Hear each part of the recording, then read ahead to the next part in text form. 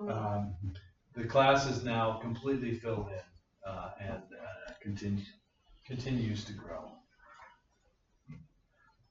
Just a couple comments about majors. I know Todd's going to talk more about this, but we started with 4 majors in 2014.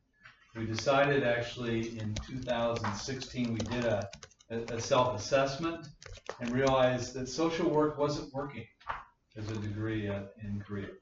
And part of that, I think, was one, brand recognition for the baccalaureate degree in social work. It turns out the licensure degree to be a social worker in Korea is a master's degree. And it turns out one of the things we learned, interestingly, was that most students take psychology as their undergraduate major in Korea and then get a master's in public health. It's not uncommon here, too. Yeah, right. So that turned out actually to be a boon for psychology because we closed social work and all those students moved over to psychology. Psychology is now continuing to grow and is prospering in Korea. But as we closed social work in 2016, we brought on 2 new degrees in 2017, film and media art and urban ecology, both undergraduate degrees. Film and media, as you'll probably hear today, is one of our most popular degrees and is really thriving. Urban ecology is suffering a bit. Again, I think an issue of brand recognition and appropriate branding, which we're still working on. In 2019 spring, we opened our first STEM degree in civil and environmental engineering, and that's turning out also to be a very popular degree and is our entry now into STEM. We now have interest from other engineering disciplines that want to come as well. Once we have a course set up for prerequisites, then I think it's an easier process to move more STEM degrees. And then we have a new graduate program in biomedical informatics, and we'll hear from Julio about that. So right now we have 5 undergraduate degrees and 2 master's degrees. Okay, this is just a quick overview of student numbers by the numbers, and then also revenue. So you can see the growth really started in 17 and is now, if you can extrapolate however you're comfortable with based on the statistical significance of 3 data points, but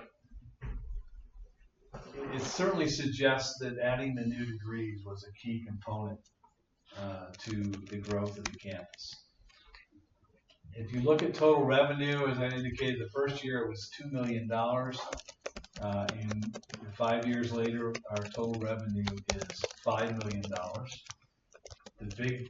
Another significant change here is that in the first 4 years, 1.3 million of that total revenue was subsidy from the Korean government, right? So we've seen essentially that those subsidies have gone away, and so we've shifted now. If you look at tuition versus total revenue, it's virtually all of our revenue is tuition, and this is a key thing to think about going forward. Is how do we very judiciously use our money? And I think Todd will talk about ways to think about, how we make sure we are good stewards of the tuition money that we generate and invest it wisely to continue to grow the UAC. And then my final slide is what's next. And this is not intended to be a slide that has answers. These are all questions. So one of the things I alluded to at the very beginning is I think it's time to celebrate. I think we should celebrate what's been accomplished in 5 years. And there should be celebrations here in Salt Lake City and also in Korea. I'm going to talk primarily about celebrations in Salt Lake City. Randy, I'm going to talk about Korea. Because what I think we need to focus on this campus is continuing to make the Salt Lake City campus more aware of what a resource for the University of Utah this extended campus is, this location, if you will.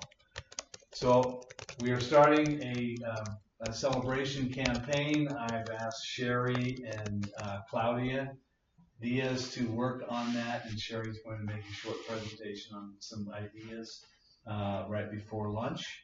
And again, the focus is, for this campus is really recognition of the UAC by the Salt Lake City campus, and trying to get more students coming from Salt Lake to Korea.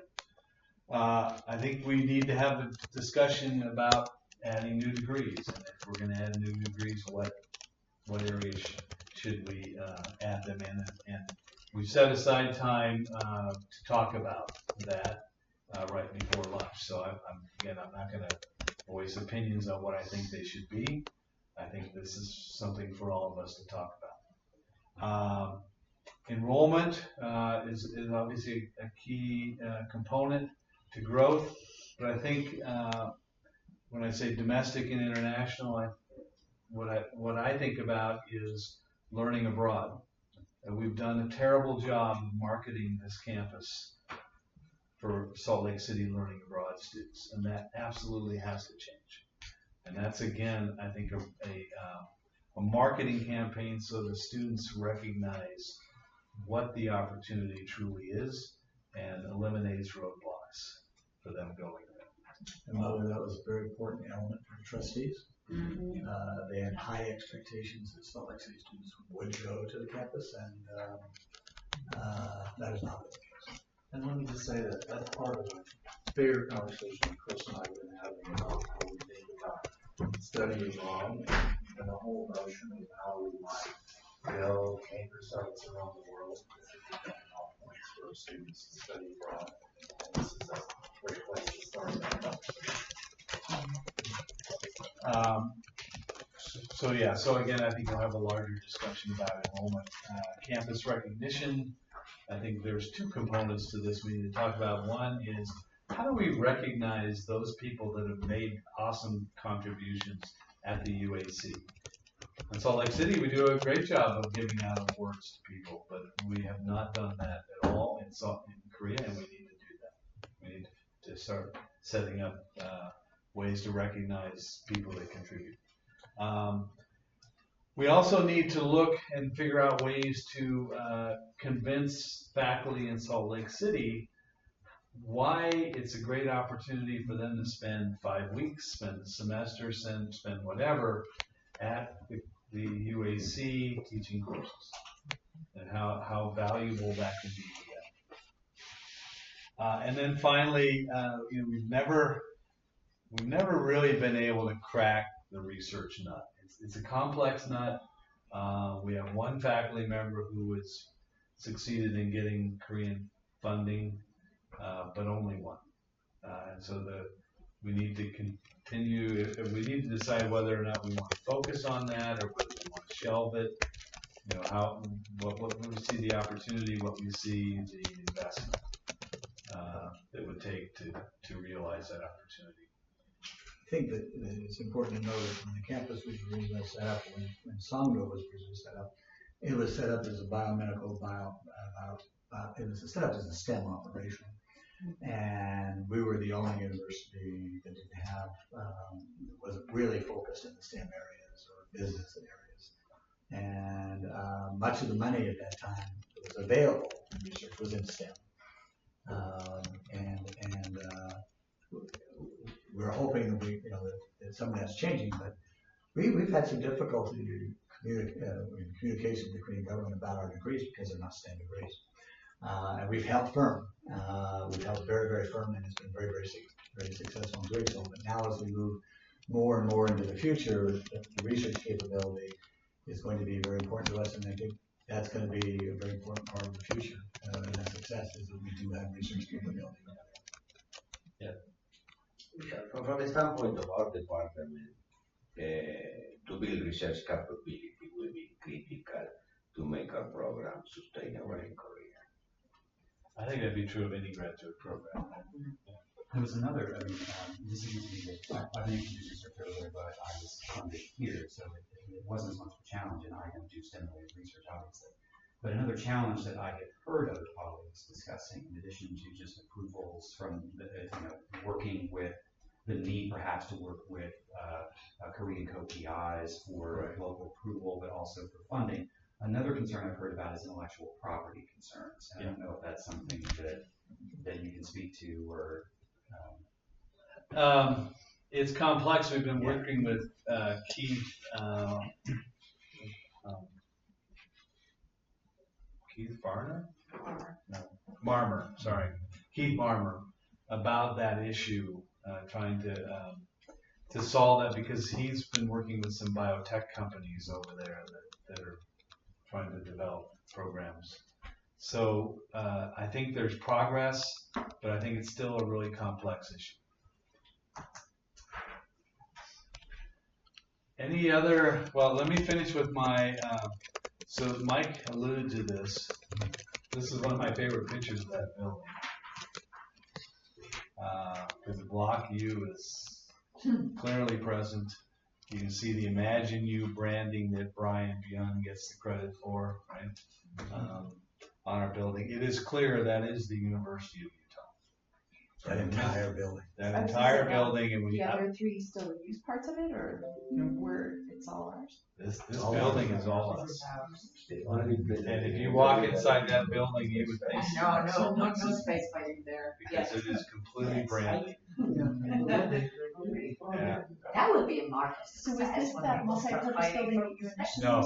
This is Brand new, they built it just for Built in 2016. Yeah. And Todd and Randy have done a great job of making this the University of Utah. It was awesome. Questions? I got a quick Pedro. question. When you show the revenue, there's 50,000 not from tuition. There's that. What other source of revenue do you have? Selling T-shirts? Well, that's a good question. I don't know. I know certainly some of it is research dollars that comes in. I know that in some years we've had donations from alumni. In our banquet. We also sometimes have a small amount of interest income from money in our bank. Yeah, 50,000, not a lot. No. Yeah.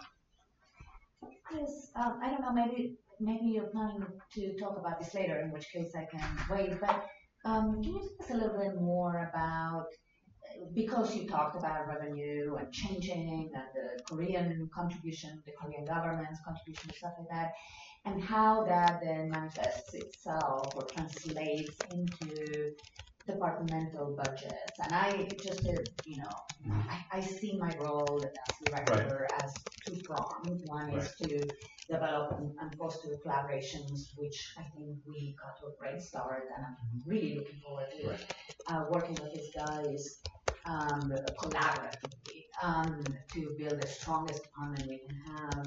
The other one is sort of to push back a little bit against administrative decisions about how some money, I would say it's not how money is spent, but rather how much freedom do departments have to utilize existing budgets to make decisions that would be consistent with the decisions we make, say, here at the psychology department. And again, if you plan to talk about this later.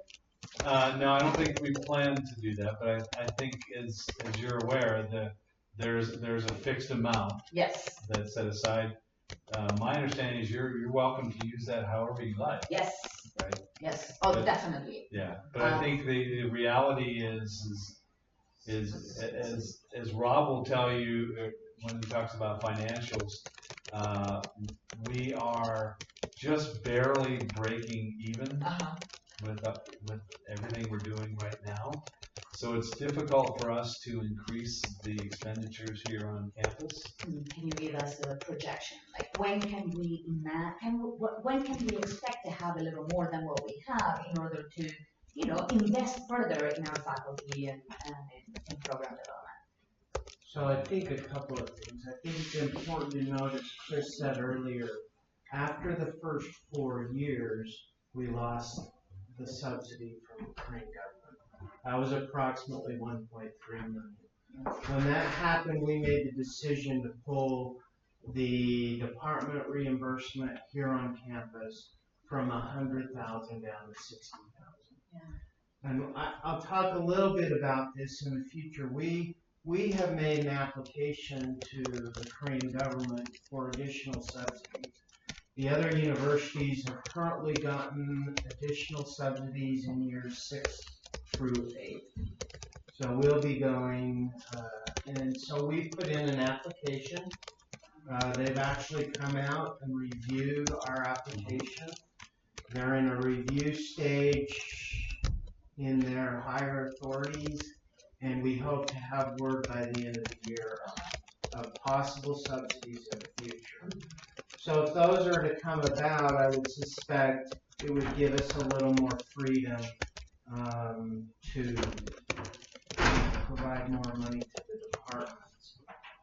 We're hoping that the tuition revenue in Korea provides opportunities for us to use those funds internally. That's what I was gonna ask. Right. To provide opportunities for your faculty over there, that it will be allowed through tuition. So we shouldn't just depend on getting back the Korean subsidy, right? I mean, some of the tuition money that we collectively are getting, hopefully will be reinvested in the faculty. Right. And I think you'll see in my presentation this coming year, we're kind of at a plateau where we need to invest a few more dollars into the operations in Korea. So actually in my projection for 2020, we go down slightly. We still remain positive. But that's because we're now going to be providing worldwide medical insurance for our faculty. They historically have just been on the Korean system. And so that, that's a big benefit. We're going to be implementing where they will be, if they're U.S. citizens, we'll be paying U.S. FICA for them instead of the Korean system, which just gives them a little bit more. So we're looking to make those investments internally there on that campus also. That's good to know, because those are also important investments in faculty. I think it's very important to go all the way back to the financial services agreement and the fact that, first of all, tuition money cannot come back to the University of Utah, to the general fund. It must be specifically tied directly to support of the students who are at the UAC. So access for departments must vary. This is undergraduate. This is undergraduate. The departments must be able to justify why they are getting dollars and how those dollars are being used, and they're audited very, very closely by the Korean government. But when money comes out of the UAC back to the campus, you cannot just say, and when God talks about the 60,000, you still have to justify a use. So that's just that number's thrown out there. Not that you can spend 60,000, but that's the limit you would have in terms of support. I think as programs grow, we, as Rob points out, we need to take a look at how we can support over there. But we cannot use the money to support students who come from the UAC who are here on campus. But we must use it to support the students over there. I mean, my question as far as from I'm sorry. I was just going to say graduate programs are very different. They're self-sustaining. They take all the tuition revenue, and they also have all of the costs and risks. So they're a different entity than the undergraduate. Yeah, just to clarify, I mean, from my perspective, and I only have the picture of the psychology department. There are, and I'm sure each department has unique needs, so I'm not claiming to having the one, but psychology department, just like other departments, we have unique needs. And we have the feeling, we have the sense that there are certain decisions that would be more appropriately and more effectively made by psychology faculty in how to say promote, like where and how many conferences should our faculty in Korea attend, and when in their development should that happen. We have a history of helping, promoting professional development. We know how to do it for psychology faculty.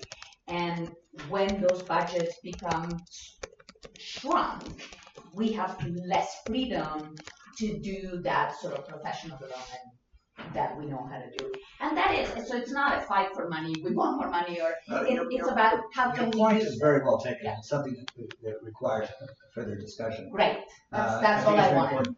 important, because the key here is back to the relationship between the main campus and the UAC. Mm-hmm. And where campuses have failed internationally, satellite campuses, branch campuses, is where there is a split Right. between the main campus and the branch campus, and the branch campus starts to operate on its own. That's where you see the major failure. Our goal is to keep the departments Right. fully engaged. Yes. And I think you're raising the point for a very important discussion of how we do that with the resources that are available to us. Obviously, and there are things that are better decided at that level, and what I'm saying is that there are certain things that may be more effectively decided, and financially more effectively decided, not only professionally, at the level of departments. And that is a conversation that I would encourage us to continue having, because with little money or with more money, those things can make a difference. The other aspect, and it's a little tricky, but the fact is that the University of Utah would not have these students were it not for the UAC. So all the students, in other words, main campus would not generate any tuition and without the UAC undergraduate students, because it wouldn't exist. And so the question is, what impact does that have on the growth of the department? Mm-hmm. Also, because as we grow, and we're hoping to continue to grow, you could have as many as 50 to 100 students per year that wouldn't be there within the department. And that's another discussion for departments. Yeah, and I think the department, we are aware, we talk about it at the level of The other aspect of it is that in our early years, because of the financial issue, and I'm sure Rob will talk about this, is that we did incur debt with the main campus. Yeah. And that debt has got And I to was be, gonna. I do understand So, that debt has got to be paid off. So- It's got to be paid off. that. So we, at year end, we owe main campus approximately $800,000. Now, there's always gonna be a timing difference, because you have to understand our 2 periods of high revenue are March, when the spring semester starts, and September, when fall semester starts. So those summer months are when we're just trying to get through and not have to ask for more money from Kathy. That's always my most unfavorite part. In fact, in the early days when Kathy would walk down the hall, I'd be going, oh. But so there's always going to be 300,000 or 400,000, I think, at year end, just because of the timing difference. We've worked that down. At one point, it was 1.6 million in the worst case. We're also, even though it's 800, there's 250 to 300,000 in another activity on main campus that me and Sandy Hughes are looking, where money for U.S. financial aid is coming in, and we just haven't applied it to our activity. So that number is actually a lower number. Me and Sandy Hughes are going through that. The other thing is we had to take out an $800,000 loan with the Korean government at one point, just to subsidize our operations. So we still do owe that. Well, it's been worked down a little bit. So we do have that. If we were to get this additional subsidy, and we don't expect it to be at the same $1.3 million a year level, we'll use some of that to pay down the main campus and to pay down that loan. But there should be additional funds available. It's a complex issue, because at some point we're going to have to start paying rent. And so I think these are discussions we should have in the final section. I think for now we should move on. I would just add, just in case you're wondering, when do we start paying rent? We have to be revenue neutral and positive. That's when you agree. So we don't pay rent when we're still struggling to pay off debts to the Korean government. And so as long as that loan place is in place, we're not supposed to have to pay rent until revenue positive. Actually, not revenue neutral, revenue positive. Okay. Thanks. Yeah, Mike's talking about the revenue, and that's the tricky when you start showing positive numbers at the end. Are they going to want us to pay rent? And so I think that's part of the discussions we have to have. I think I know everybody in this room, and I work with most of you often, and appreciate the partnership because, as I'll show you, that's what makes this go. I have a few slides. I'll try to skip over the ones that are kind of redundant and try to get to some things I think are interesting. Chris has already alluded to our original programs and new programs. I think it's important to continue to have new growth. Look forward to, I think there's a lot of people have talked to us about things that we could do in Korea that work well with Utah. So we want to have those discussions, and Randy and I are very open to that. I think if I could boil down to everything I'm going to say, I could probably say these 4 numbers. 5, we just finished our 5th year, which is a milestone.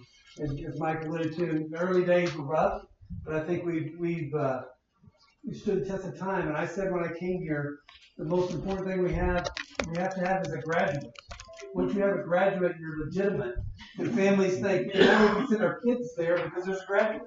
100 graduates. We reached that, I think, this spring.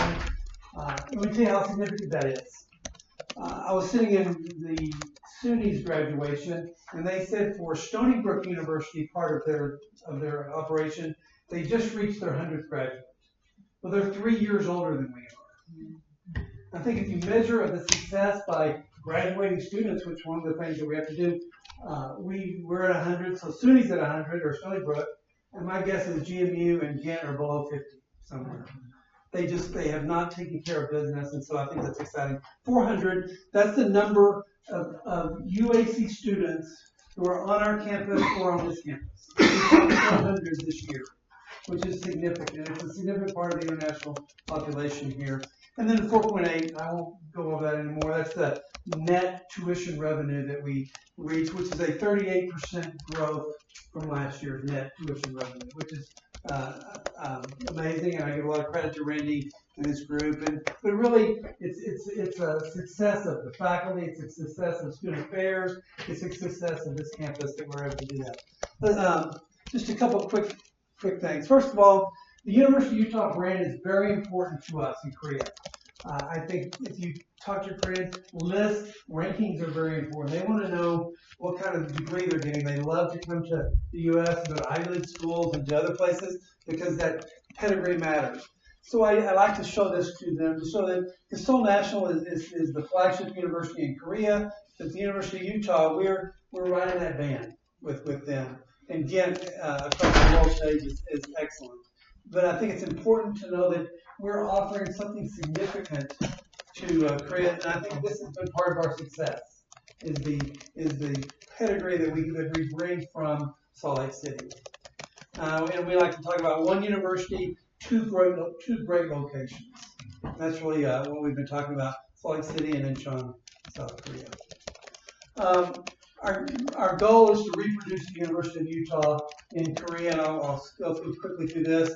And we want to do that by spending our subsidy and tuition funds wisely so we become self-sufficient at the earliest possible time frame. We build a base of loyal students that are going to help us promote the future. We hire faculty and staff that are representative of what we're doing here. And we bring the University of Utah academic and student experience to that campus. Bottom line is we want the Utah Asia campus to look and feel as much like this campus. And when our students come here, they say, other than it being a lot larger, it feels the same. And that's really what our goal is.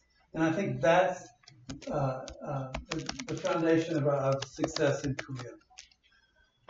Our Korean partnerships. This is probably the most important slide that I'll show you.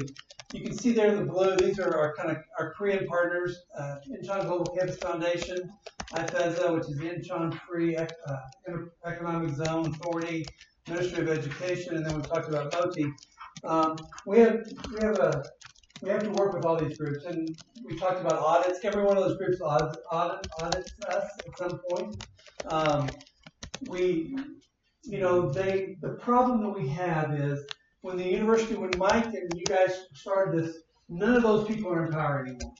It's been a training turnover. So their love for this project, we have to kind of redevelop that with them because the people that started aren't there. And we spent so much time relationship. Exactly. So they're supposed to provide us housing for students, student dormitories, and faculty housing. Well, when the new leadership came in, they didn't build them. So now Randy and his group is faced with, we're not going to have enough student housing. Well, that becomes a problem for us because how can we get a student to come to our campus when we don't know where to put them? And then we're not going to have faculty housing. What are we going to do with faculty? So our partners are essential to our success. In August 13, I meet with MOTI about our subsidies. We were audited by an outside consulting firm this spring, and we received a score of 91, which was excellent, they said. One of the highest they've ever given. We hope that translates into subsidy money. We all talked about here, how do we spend that subsidy money? One is we talked about if we're going to have research programs, if we're going to have STEM programs, we're going to have labs. And labs are expensive, so some of that money is going to have to go to labs. The University of Utah is another partner. Even though we're an extended part of the campus.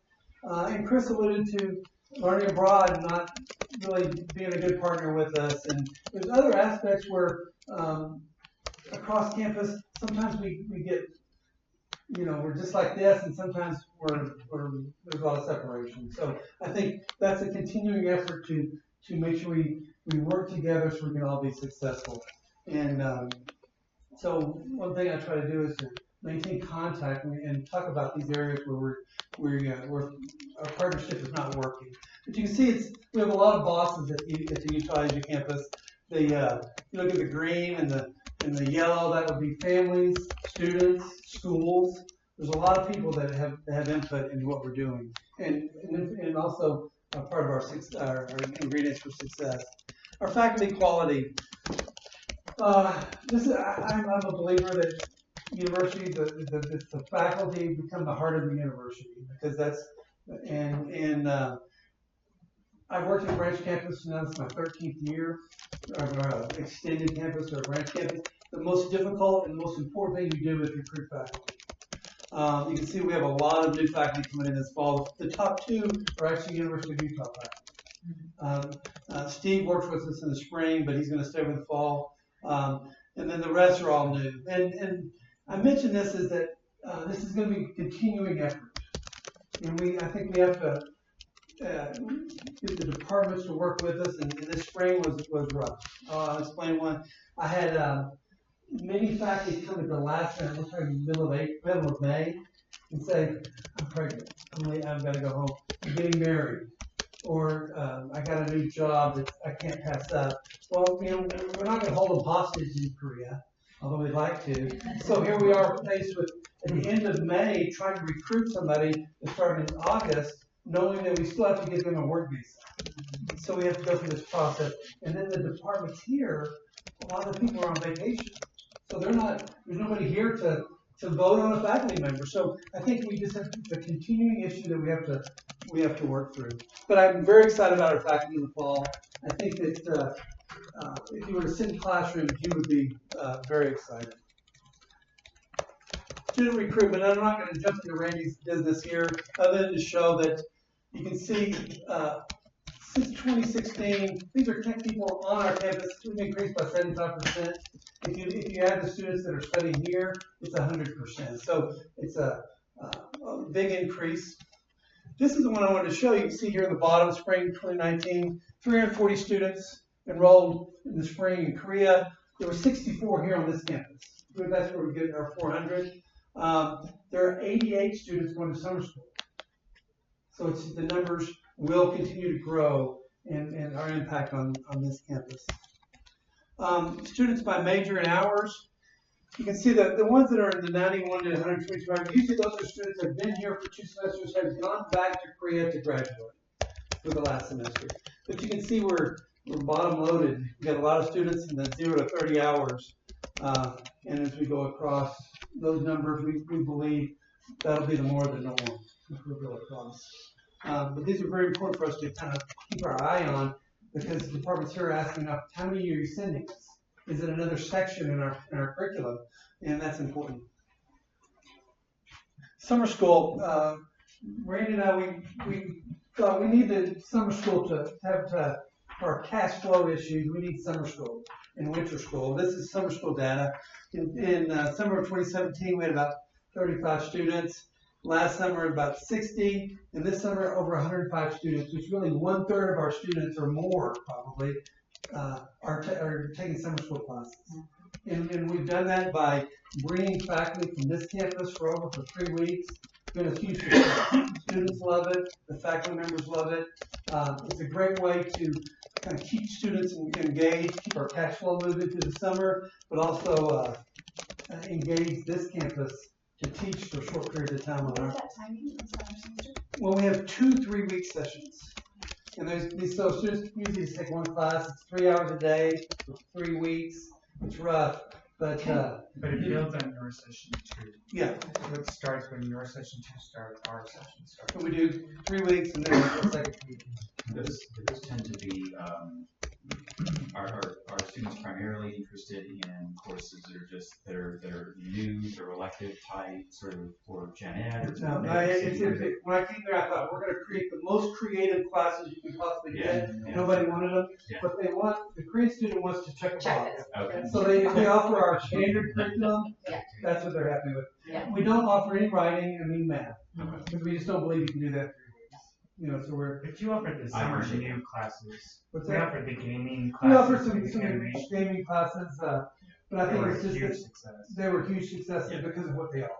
But the most of the students tell the advisors what we want is to be able to take those gen ed. So in some schools, Where are those faculty living? they live in the guest house. Yeah. Our financial growth, and I want to just bring this up to kudos to Randy and his team. You can see our new student, they're paying almost full tuition, 90%.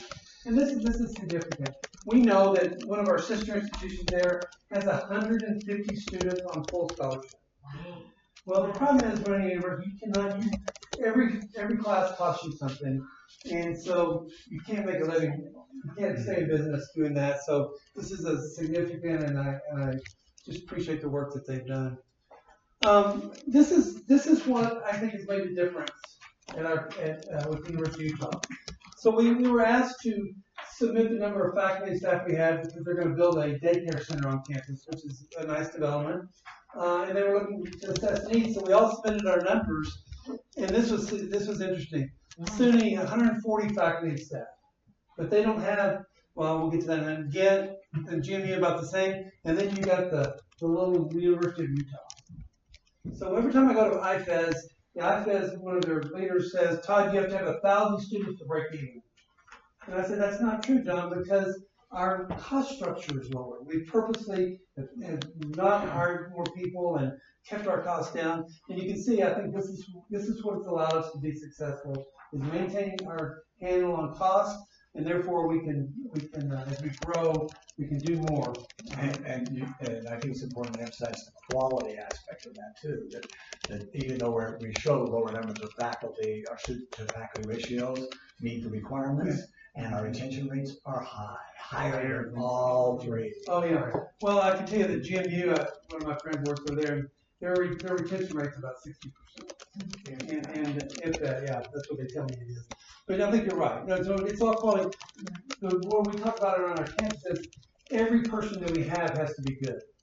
We just can't have anybody that's not, if you're only going to have 40. I think we'll be like 43 this fall, something like that, because we've added a few more people as we've grown. But there's a big difference. The mentality of how we do things. Yeah. There is a number of faculty and staff, just number. Yeah. How about expense? I'm sure our expenses are way cheaper, way cheaper. Now, you bring up a good point.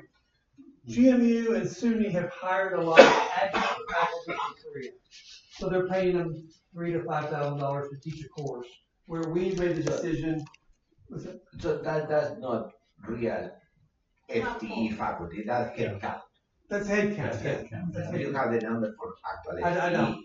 No, Because that would be interesting yeah, to know we don't what is the real FTE, because you have 15 adjuncts, it's a different story. Right. Well, it's hard to get the truth. That's what this was interesting. But It was, they provided this information. We can give you in terms of, so SUNY just in front of us, they have 990 students. And on iPads, which is how we actually have to report every single number, it's 458. I mean, you can't lie in iPad. iPad says on census date the number of seats, butts, and seats, period. That's a student, but faculty, you don't know. But we don't know on this because we think they told us 998 students, and we know they have 450 students. So we don't know on this. We don't trust the numbers. We don't trust the numbers. But she's asking our numbers. What are our numbers? Do we know? What are our That is our numbers. Those are numbers. Yeah, we are the only ones that tell the truth. Over and over and over. So these are real. These are real numbers. Our numbers are real. Keep moving here. Tuition paid, we talk about this every time, and then it's just, our students spend two years here. Now, the purpose isn't for our program to, to generate income, but it's a plus. It's a plus for this campus, $3.5 million through the summer. And then if you look over the years, this is the University of Utah Asia campus is a significant program for this campus. It's a significant win-win for both. And so and these numbers just come from, look at the tuition bills for our students who are on our campus and then coming to this campus. And I think it's important to emphasize, most of these students are not scholarships when they come. Right. They pay the full ride. Yeah. And actually, GMU, because their students, they could not get their students to go to Fairfax. Yeah. Every student now gets $4,000 scholarship to go to Fairfax to try to. Yeah, the learning abroad students are all scholarship to 4,000. We have scholarships, but they're actual scholarships, so they're not tuition. They're actual scholarships. scholarships, We right. actually give scholarships to students that we fundraise at the alumni dinner, Yeah. and then we actually send that money here to pay tuition. Right. So they are getting some, but it's not a differential. The students getting the scholarship, but we're still getting the full benefit. I don't think there's any GMU student that doesn't have money from the campus being campus. Right. No, they all get money. Yeah.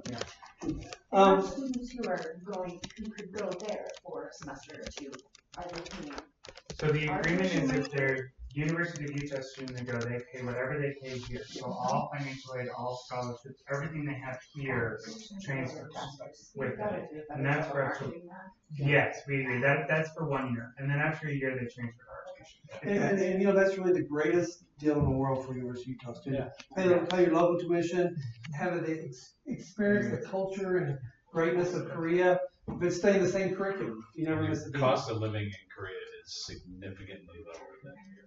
So our one bedroom, our single is $1,000 a semester. So if you want to live by Oh, yourself, my you God. make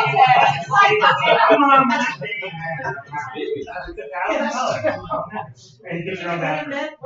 Yeah, so, Yeah, say that louder again, Randy, and you get your own You back. get your own bathroom. Yeah, for $4,000, and then when they come, we talk about the difference there. One of the It's all in transfer. yeah, I think that's significant that they don't miss a beat. And especially if they artists, if they're coming, we can make sure that we. Yeah, it is. We actually had some early momentum on learning abroad students when the UAC got started, but what we found out the hard way, and a lot of things the hard way, was that they could not use that federal financial assistance. Right. But And now that we have really to budget slowed for things that. down. And so we had to go through the whole process with the U.S. Department, and that was over a year. Yeah, it takes a long time. And is that settled now? Yeah. That's settled. That's all settled. It's why I think we can also begin to work with departments now and say, hey, through a department, kind of generate the interest to come over to psychology or comm or. You know what the problem is for generating the interest? As a department, is you can generate interest among your students in terms of going. But if you tell them the truth, and you've generated some interest among juniors and seniors, it's really freshmen and sophomores who should be going. It's younger. Oh, that's right. So they have to know about it before they get it. No, that's true. And they have to spend their first 2, 3, 4 semesters in Korea, not in the latter. No, Well, that's why, so this summer we were at every orientation. So we encourage you all to event, so we've come back and said, how do we really, in your freshman and sophomore classes, we have a new position that we'll talk about, that's one of the primary roles, is to work with you all here to get that student to come earlier than later. I have one next week and I had one 2 weeks ago with high school juniors. I heard about classes and one too. Just start. And Yeah, I think that's Kevin the place to do it. makes a great point. It's actually better for younger students to come. Yeah. When students get to be juniors and seniors, they're thinking about graduation, they're thinking about jobs, they're thinking about all this. We think the best time is a sophomore. Right. Well, besides, if you're going to have people come back and celebrate that campus on this campus, We want it them would be to good if they were here for a couple of Yeah, years. yeah. Do that, so be there. Yeah, along the line, I think that the Asia campus is not very visible in the main campus. I think that I know, you know, but my colleagues don't know. And along those lines, I would like to invite Chris to come to the Academic Senate in the fall for a condensed presentation of what you did. Sure. And really emphasize, but also emphasize the strategic value of this initiative. I think that our faculty, my sense is that our faculty does not fully understand the strategic importance of doing this. I know it's fine to talk about the revenues and stuff like that, but I think that the strategic importance for the University of Florida for the next 50 years of doing this needs to be really embraced by our faculty, and I think that we are not there yet. Well, and I'm not going to steal Sherry's presentation, but that's one of the things that she'll talk about is the focused effort on hitting high school students and hitting students before they come as actually a recruitment tool to get kids to come here. The difficulty we face with that is that there is divisiveness on campus about whether a student should be going to a learning abroad experience as a freshman or a sophomore. It's something culturally we have to deal with. When you look at universities that are very successful in getting their students to do learning abroad, especially in the early years, they actually recruit specifically for that purpose. Right. They say you get a learning abroad experience in your freshman or sophomore year. You get it.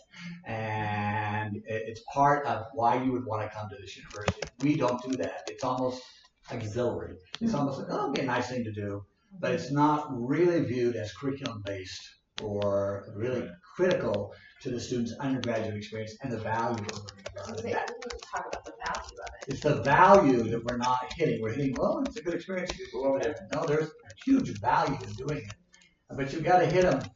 If it's a sophomore year, you have had to recruit that student so that they don't take the courses that we offer at the UAC, which are limited, during their freshman year. And they look at the sophomore year and they go, oh, I don't have any courses to take over here. And I would might go even further. I think that I would argue that going back to the research capabilities there, if we build research capabilities there, that would be a tremendous important experience for our graduate students. I mean, remember, our PhD students in many sciences are not going to go in academia. They are going to go in all kind of business industry and to offer our STEM students opportunity to do research abroad would be a tremendous opportunity for the institution. Yeah. Okay. I know we're over here. Some future challenges. Everything is everything has its challenges. This is the number of international students in the U.S. I pull out. This is 17-18 data. I don't have access to the newest data, but I can tell you it's 25,000. You can see Korea. When I first looked, it was around the 35, 37. It's decreasing. Now, I think there's some people say, oh, it's all Donald Trump. It's not Donald Trump, and it's there's a lot of reasons for this happening. It's across the country, and I think she has to ask herself the question: is the U.S. not a desired location for Koreans anymore, or is it financial or other? I think it still is desired, and I keep telling me this is our target market. These people these families who say would like to go to the U.S. we offer a little cheaper alternative and 1 year in the U.S. and then maybe longer if they do OPT. But this is a target, but it is decreasing, and we have to keep our eyes on that. What's happening there? The number of high school seniors in South Korea is dropping. This is very, very significant. When we started in 2014, there were over 625,000 graduates. Next year in 2020, we're at 450. Why is that? Just Population. Yeah. That's it. Korea has the lowest birth rate in the world. It's even lower than Japan. In fact, in Seoul, it's less than 1. And no immigration. Yeah, exactly. It's happening here, with our college, you know, if you look forward in the US, we're gonna have the same issue. The number, and it's affecting some institutions in the US already. College going population in the US is declining, and it's just an early warning. Yeah, right. There was an article on the NPO that the number of kindergartners starting school next year is a big drop.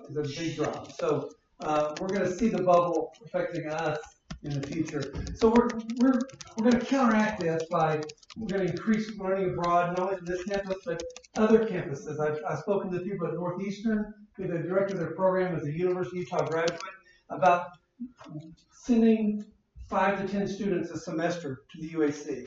Other universities to do that, using us as a location to try to keep our numbers growing, knowing that we have to. This is a challenge. I'll explain what this says. This came out in Business Insider. It was just talking about historically South Korea's its finances have been driven by exports. Well, then the exports is dropping. It's dropping because the success of Korea is its own enemy. We've seen, so now manufacturing is going out. Samsung makes more than half their phones outside of Korea. Manufacturing is leaving, so this is the problem. And so, we are 2.5 times more expensive than the average Korean university. So we have to continue to sell our brand. This is value, and we have to do that in the midst of probably declining, finances. I showed at the last board meeting that unemployment among the 15 to 29-year-olds is huge in Korea. Just lack of jobs, and so we're gonna have to continue to use. One of the things we're seeing in countries is the push that the value of the U.S. degree is not what it was, and you should stay here. Especially in Korea, you're here. Stay here. Our degrees are good. You don't need a U.S. degree, but the value still is one of where families want that U.S. degree. Well, I think they want the English speaking degree. They want the English speaking, and that's why I continually show that one slide that puts us with Seoul National. Yeah, because that really does, help them to understand there is a big difference. What happens after graduation? And Ray and I talk about this a lot. We are not our job is not to get students jobs, but they talk about a lot in Korea what happens when they graduate. Now, if you think we've had 100 graduates, my estimation, and we're actually, even as we speak, we're tracking down all 100 graduates. About 35% are employed. There's some of the employers. 25% are in or pursuing graduate school. Mostly females, mostly from psychology. They see that, well, I think that psychology lends itself to grad school. Yeah. And 40% just graduated or on OPT, which means after they finish here, they can work here for 1 year to 3 years. We lose track of them. Yeah. They change their numbers, they change their emails. It's really hard to find them. Some are in military. The men have to do military service. They come back to do military, and then there's a few that we can't reach. But we're on a project right now to get this data because I need it for my August 13 meeting with Moti. But it's really too early to tell. We say that we are preparing students for the global workforce. They speak 2 languages well. They have a U.S. education, and so Korean firms now are moving out. I assume that we'll see Korean construction companies in Africa as soon as I know that they already have they're building an airport, but we'll see more and more of that. In faculty development, just like here you have faculty development needs, We do too. You know, we bring them on. We want them to provide something that's special at the UAC. And so this is a continuing need. We are availing ourselves a CTLE here on campus, bringing them out. But it's still, it's teaching a faculty member new tricks is very difficult sometimes. And then Rob mentioned this. We moved our expat employees to a global health plan. And I think this is long-term will help us recruit. Before, our faculty were only covered by health in Korea. When they left Korea, they weren't covered. And then they had no dental. So we now have global health and dental through GeoBlue, which is also the provider for Blue Cross Blue Shield for University of Utah. I mentioned it as a challenge because now we have to get the hospitals and the doctors there to get on board. Okay, so it's going to be a little rocky, but I think long term it's going to be something we can sell to faculty. You come over, you go back to wherever you're from, you can go see your doctor, and that's a big deal. I think they might stay 6 months longer, if it's something like that. And it is important to know that universities have faculty, main campus faculty maintain their university views of health. Yeah. They're fully on university. Yeah, and Chris will tell you that it's good, but it's rough because you have to pay for it and then get reimbursed. Yeah. So it's we're hopeful that our main hospital will have this direct bill relationship. It does. Yeah. Matthew and I just talked yesterday. Absolutely. It's Randy and I. We need to do. We're testing. We're being on the test cases for everything. That's because we go to the doctor. Any questions for me? Yeah. Recently, I heard Stony Brook University they contract with some Korean university. I heard such as Incheon and Sunsil and 아주 exchange credit program and dual degree program. Interesting. Yeah, that parents at that university complain about that student level go down. So I think most parents at in Korea, UAC student level same as main campus. Yeah, that's very. I think UAC policy is good. Yeah, that's I think some many parents understand that UAC policy is good. Yeah. You touched on something that was really important. Our students are admitted here, and then when we tell parents that, changes everything in the calculation because they say then my student can leave Korea and go there anytime they want. You move to absolutely. They don't, but they could. Well, we don't advertise that. Yeah. The government would like to. Yeah. But they can. Structurally, they can. Yeah, I think that some parents of UAC know and understand faculty and also same level of main campus students. So they want degree, also same degree. I think you're right, and I think that's what our goal.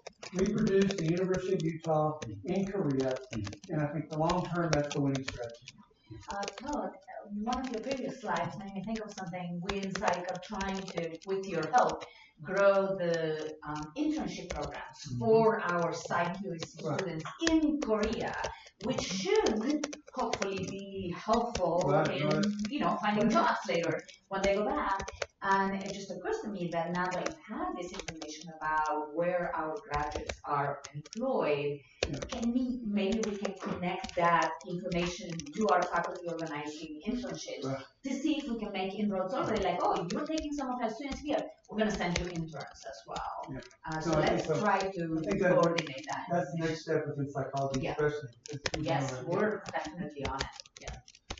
Randy? We'll go through this quickly. So we're gonna talk just about admissions in terms of student affairs. So as you can see, fall we have 57 matriculates. That's a 30% increase from fall 2017. We're going to continue to talk about increases in every area. So spring 2019. Sorry, that might be my okay, calling from my ears. Yes, what is it? Sorry. That sounds like mine. Spring 2019 was 120. It's a 17% increase. It's our largest incoming class. Again, you're going to have the most diverse. She would say to turn her time off on her iPad. Yeah, she's right. She's not bad. Should I get stopped telling? Okay. Couple things to note in terms of recruitment events. So our recruitment events, when we run them by ourselves, we are still seeing the largest increase. So for example, of the month when it's just us alone, we're getting 50 plus participants. We just ran last weekend, the 4 universities with the foundation agreed to come together, and they had 250 people at it, which is between the 4 institutions. They were promised by the foundation that they would have over 1,000 students at it. And from that, of that 250, all participants, those are not just students, but that's families, 30 of those were for us. So when you look at it, in just students alone. So when you look at what we're pulling in more students. When we host our own events by ourselves without the 4 other institutions. Sorry, persistence. ADHD is a phenomenal. Persistence is a good thing. So, just give her that. One thing that we've changed for those of you that are familiar is we used to do a day where we brought students in and it was similar to orientation. We've changed that to be our Experience UAC Day. It is our largest recruitment event that we run. So it's really where we have students come and they come and experience the day. You can see in the fall we had 66 attendees. 41 of those were for spring 2019 and 30 applied. In spring, we had 90 attendees, and it was the largest event we run on campus. So across the board, we are going to see that increase. In fact, we've now talked with many of your faculty about we've got to change the day. So we've talked about now running 2 Experience UAC days, one that's going to be more STEM focused, and maybe one that's going to be more liberal arts. We're out of space. I mean, we laugh about our picture. We literally have no space to put people on campus. Our largest classroom seats 90. And we are at capacity, and it's not comfortable with 90 or in here. So we're at a place we laughed for years about we had all the space in the world. We're not seeing that. So the other thing that many of you know is that we advertise at KCON. We are still the only university that goes to KCON in LA, and KCON is the largest Korean conference that happens in the United States. And so you want to talk to my daughter? Yeah, I'm telling her stuff. She's not knows her very well. So what I'm sending you around, this is, again, we're talking different generations. So we put Instagram. KCON posted us up on Instagram, and you're seeing the likes. We have more likes than Toyota, McDonald's, the BTS, the KCON performers. We can't figure out why. Ryan and I were laughing about this. We had 3,000 likes on every one of our posts with Instagram. And we're only posting you some of the comments that have been said about the university. But you can see it's generated where we think our greatest growth is going to be is the U.S. So we've tried China, we've tried Thailand, we've tried lots of different techniques in all those areas. Last year we agreed with agents that we were paying $2,000 a student in China, and we weren't getting any increase. So we went back this last fall and we said, all right, what if we paid you $4,000? So if you send us a student, we will pay you $4,000. And myself and our assistant director met with 37 agents, and at the end of that, nobody signed. And so we said, all right, so we pulled some of them together and said, tell us why. And they said, we'll be honest, if we have a student who wants a U.S. education, they're going to the U.S. Like a Chinese student in a Chinese family who want their child to have a U.S. education, they're not sending them to Korea. And they said, don't talk about money because if they got the money, they're going to the U.S. If they don't, they're going to a U.S. institution in China. They're not sending them to us. So we've shifted our approach in China, which is what we've been doing for years. We're really back into international schools that have a large U.S. and a large Korean population. Yeah. But the students who are in the U.S. who go to something like KCON, are these students primarily of, I think the term in Korea is like wild geese parents, the parents who will come, one parent will come from Korea, settle in the U.S., maybe among other Koreans, their kid will go to high school, and then maybe they're interested in going back. A related question is, I know there is a visa category in Korea that encourages people with Korean ancestry to come back and they get certain benefits. Yes, the D4. So are these students, are they D4 eligible, or I'm just curious? So it's all over the board, but we, again, the largest Korean population we get is what they would call the non-Korean Koreans.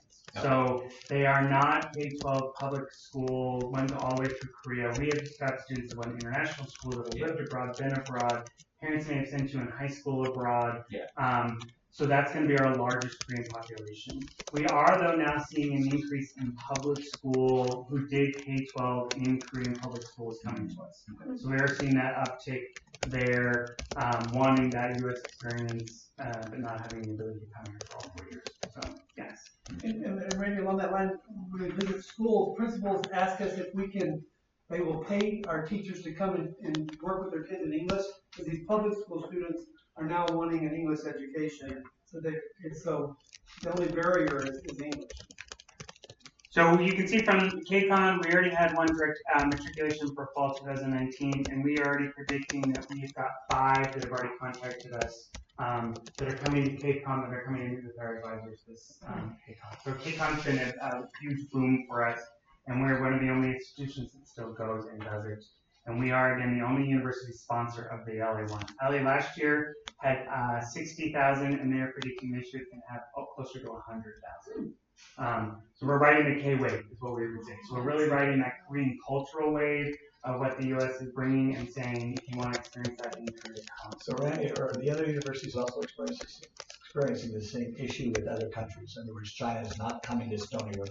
The difference, Mike, is that they're offering full rides. So I could tell you right now, I would have 1,000 Vietnamese students tomorrow if I full rided everyone. We just can't. So if we offered a full ride to Malaysian, Indonesian, and Vietnamese students, we could have filled every class. But our ethical dilemma is, I can full ride and sure at the UAC, but when they come here, I don't have the money to full ride every one of those students. And I struggle with full riding. We've talked about our goals to get to 10% of the total population gets a scholarship, or 10% of our total revenue. So Randy's hit on a key issue that we sort of think about global students in general, not just here. We really need to talk through, because there are those 2 categories of international students: the ones who can pay full freight, those are the ones who most likely want to come here for all the reasons you talked about, and the other ones that we would like to reach that because of local economic conditions cannot pay full ride. And what mix of those students do we want to try to accommodate? That is an important question as we think about the international mix of our student body and globalization. Along those lines, do you have any idea how tuition will compare to tuition in Australia? Australia they have really recruited an enormous amount of people of Southeast Asia. I mean, 50% of the student body in Australian university is Southeast Asia people. I know my brother is faculty in Australia. You have how we compare to them?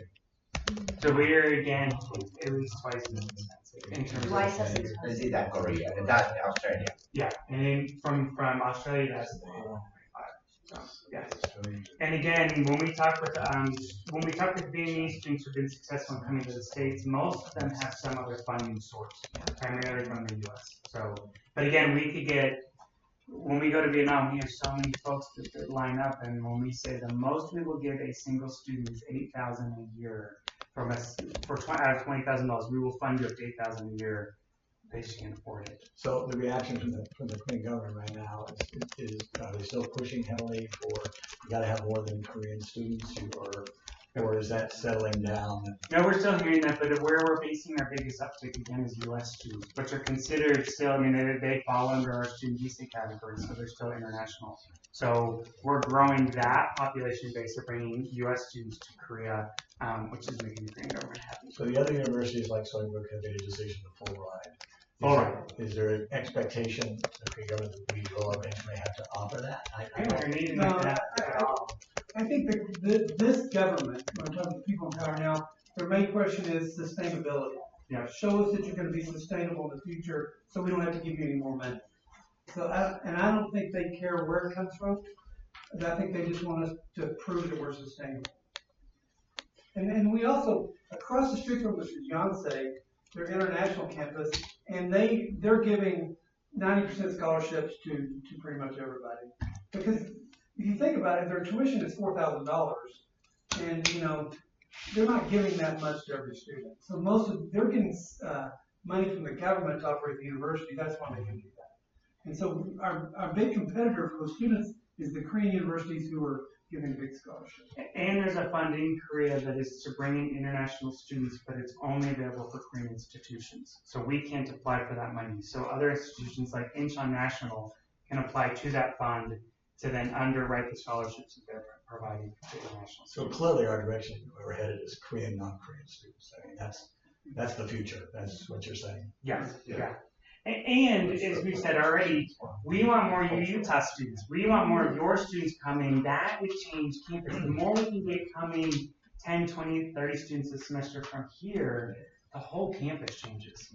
The classroom dynamics change, the out-of-classroom experience changes. We got more students who are staying on campus on the weekend.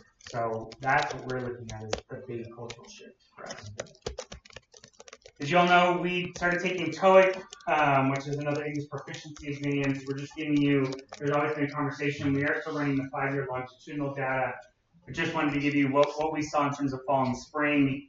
You can see that in spring we had 170 admits. Of that number, 111 were admitted with TOEIC, and the average TOEIC is 820 out of 990. So our fear with the TOEIC was going to lower our English capacity. We are not seeing that, and we're not hearing that from faculty.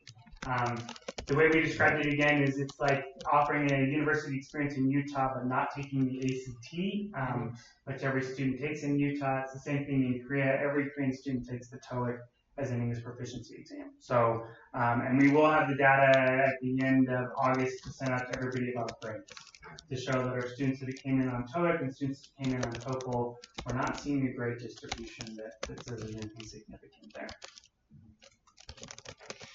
Chris already talked about this. We revamped marketing and public relations this year. What we've really spent a lot of time doing is developing internal relationships inside of Korea with agencies. So with local papers and reporters, it is a relationship-driven culture, and so having those relationships across the board has really helped us. Over and over, we've seen our brand just gain greater recognition throughout Korea. And then we've also built a better brand on Instagram. We've decreased our Facebook. Even though it's still highly utilized by Korean parents, it's not utilized by students anymore. And then we know that Instagram is definitely taking over all of that. We do offer mental health on campus. So our mental health practitioner who's there saw 41 individuals this past year with 124, which means some of them were repeats. A lot of those students are repeats. And then group therapy, we had 16 sessions with 12 students. Here's what we know, and I'll be honest, as we get more students from the U.S., our mental health issues go up. In that our students with suicidal ideation, suicidal attempts, depression, anxiety are actually our U.S. students who are coming. That's where our largest increase has been. And it's been the increase in the number of repeat sessions. So our Korean student may come once or twice. Our U.S. student is going 7 or 8 times throughout the semester. Yeah.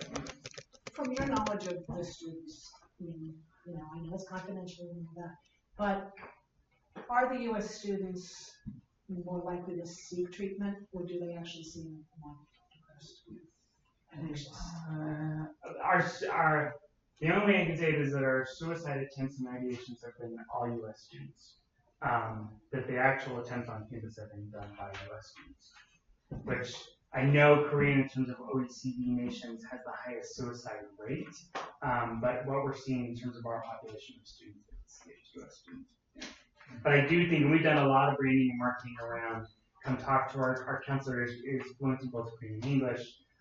It's all confidential. So we're still doing large marketing population growth and materials like they're just for our Korean students.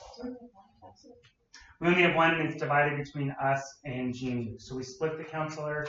GMU's decision this year was to actually cut her hours even more, and it's a way for them to save money, and we are not going in that direction. So our goal is eventually to hire her full-time just for us. We think there'll be enough there eventually to still be for us. It's a campus-wide problem. Again, is that because they can use her hours? And so I think it's a campus-wide problem. Yeah. It's not just. So I think everyone is aware we did hire a new assistant director for career and internship development. We got that center up and running. She's already been meeting with students, so she started in April. She's done 91 sessions already with our students. And you can see that the majority of our students who are coming to meet with her are in that freshman and sophomore. I know it's percentage, but of those 91, we're really seeing more freshmen and sophomore. And we were laughing that the first week of school, I had students, freshman students who were meeting with me to talk about how do I get a job. And I was like, let's talk about how do you go to class this week? So she's here on campus this week. She's going to be meeting with departments to really talk about how we serve your needs in internships and careers. And we're looking at it from the both framework of a worldwide resume and then a Korean resume, a worldwide interview versus a Korean interview, and she's well versed in those two worlds. So I'm going to really be helping us build that. We are going to host our first job fair in September, so we'll be hosting our own on campus, and then on Saturday, the 28th, there's going to be a job fair that's by all 4 institutions. So student leadership and involvement continues to grow. So a couple of things that grew again this year were our theme weeks. So again, Pride, Sex Week, and Earth Week. We had greater participation in all of those. We hosted our first drag show that many of you may have heard about, we talked about earlier. So we were a little nervous no one would show up. So we were first going to host it in our lounge on campus. And after having conversations, decided that wasn't the best place. We held it in the 5th floor theater, and it was packed. So we anticipated there were almost 200. It was probably one of our most successful events. So other institutions have talked about wanting to partner with us in the future. Just saying it was a great, fun way of engaging the culture in a different dynamic. And then we've grown campus-wide events. We are going to start hosting an annual carnival. You can see some of the pictures. We did have the Viking ship that went back and forth. So that we predict this will be one of our biggest events in the future. So it was a traditional carnival with those games. We had some food trucks out there. The only miss that we have is that in Korea, food trucks are not drink trucks. So you couldn't also get like a pop or soda or water from a food truck. You have to have a separate truck, and we didn't realize that.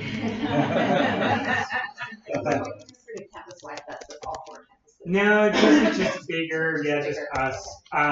This fall, we are going to try at orientation to host a campus-wide event, and the only thing that we've said is it can't be a carnival. So the other institutions came to the carnival, liked it, and we said no. This is going to be a University of Utah-oriented event. So, yeah. Commencement, as many of you know, we did have 68 graduates who we listed this spring, who were between fall, summer, spring, fall, and we are over 100. And that's both undergrad and grad. So when we count undergrad and grad together, we do have over 100 graduates.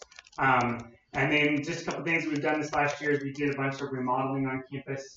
As many of you have been there, it is white walls, white floors, kind of white spaces. It's not very inviting. So we spent a year really thinking about how do we put carpet in different places, how do we create more nooks and places for students to hang out, how do we put some color on the walls, and our survey has said students absolutely love what we've done. So they feel like it's branded, they feel like we're the most welcoming, and we're going to continue that trend this year. We're taking a few more spaces and making them more student friendly. We added lockers, which we had in the building. We didn't know they were tucked in some back room, and we moved them out. Students have used them, so there's 49 lockers, and every single one of them is used this year. So, a couple of new initiatives that we launched. So, one of the things we've heard for years is that our fall incoming class, we know that because it's more international, it's our students who are gone to an international school, it feels different. And then oftentimes there's faculty saying in the spring, the English proficiency may be a little lower, or just more timid in the classroom because they're going to be more Koreans. So we launched this year a pre-collegiate camp. We had 30 participants out of our 120 who participated. They each paid $900, and you can see what we're hearing from students. We are going to continue to offer this. We will tell you across the board, these students came in and were bonded. Our faculty across the board all spring said they spoke in day one, like raising their hand speaking, which as many of you know, that's been a struggle we've tried to combat for years. So we will continue to offer this. We're going to lower the costs in the future. We're probably going to almost go to half. And then the biggest complaint was there was no lunch. So we're going to provide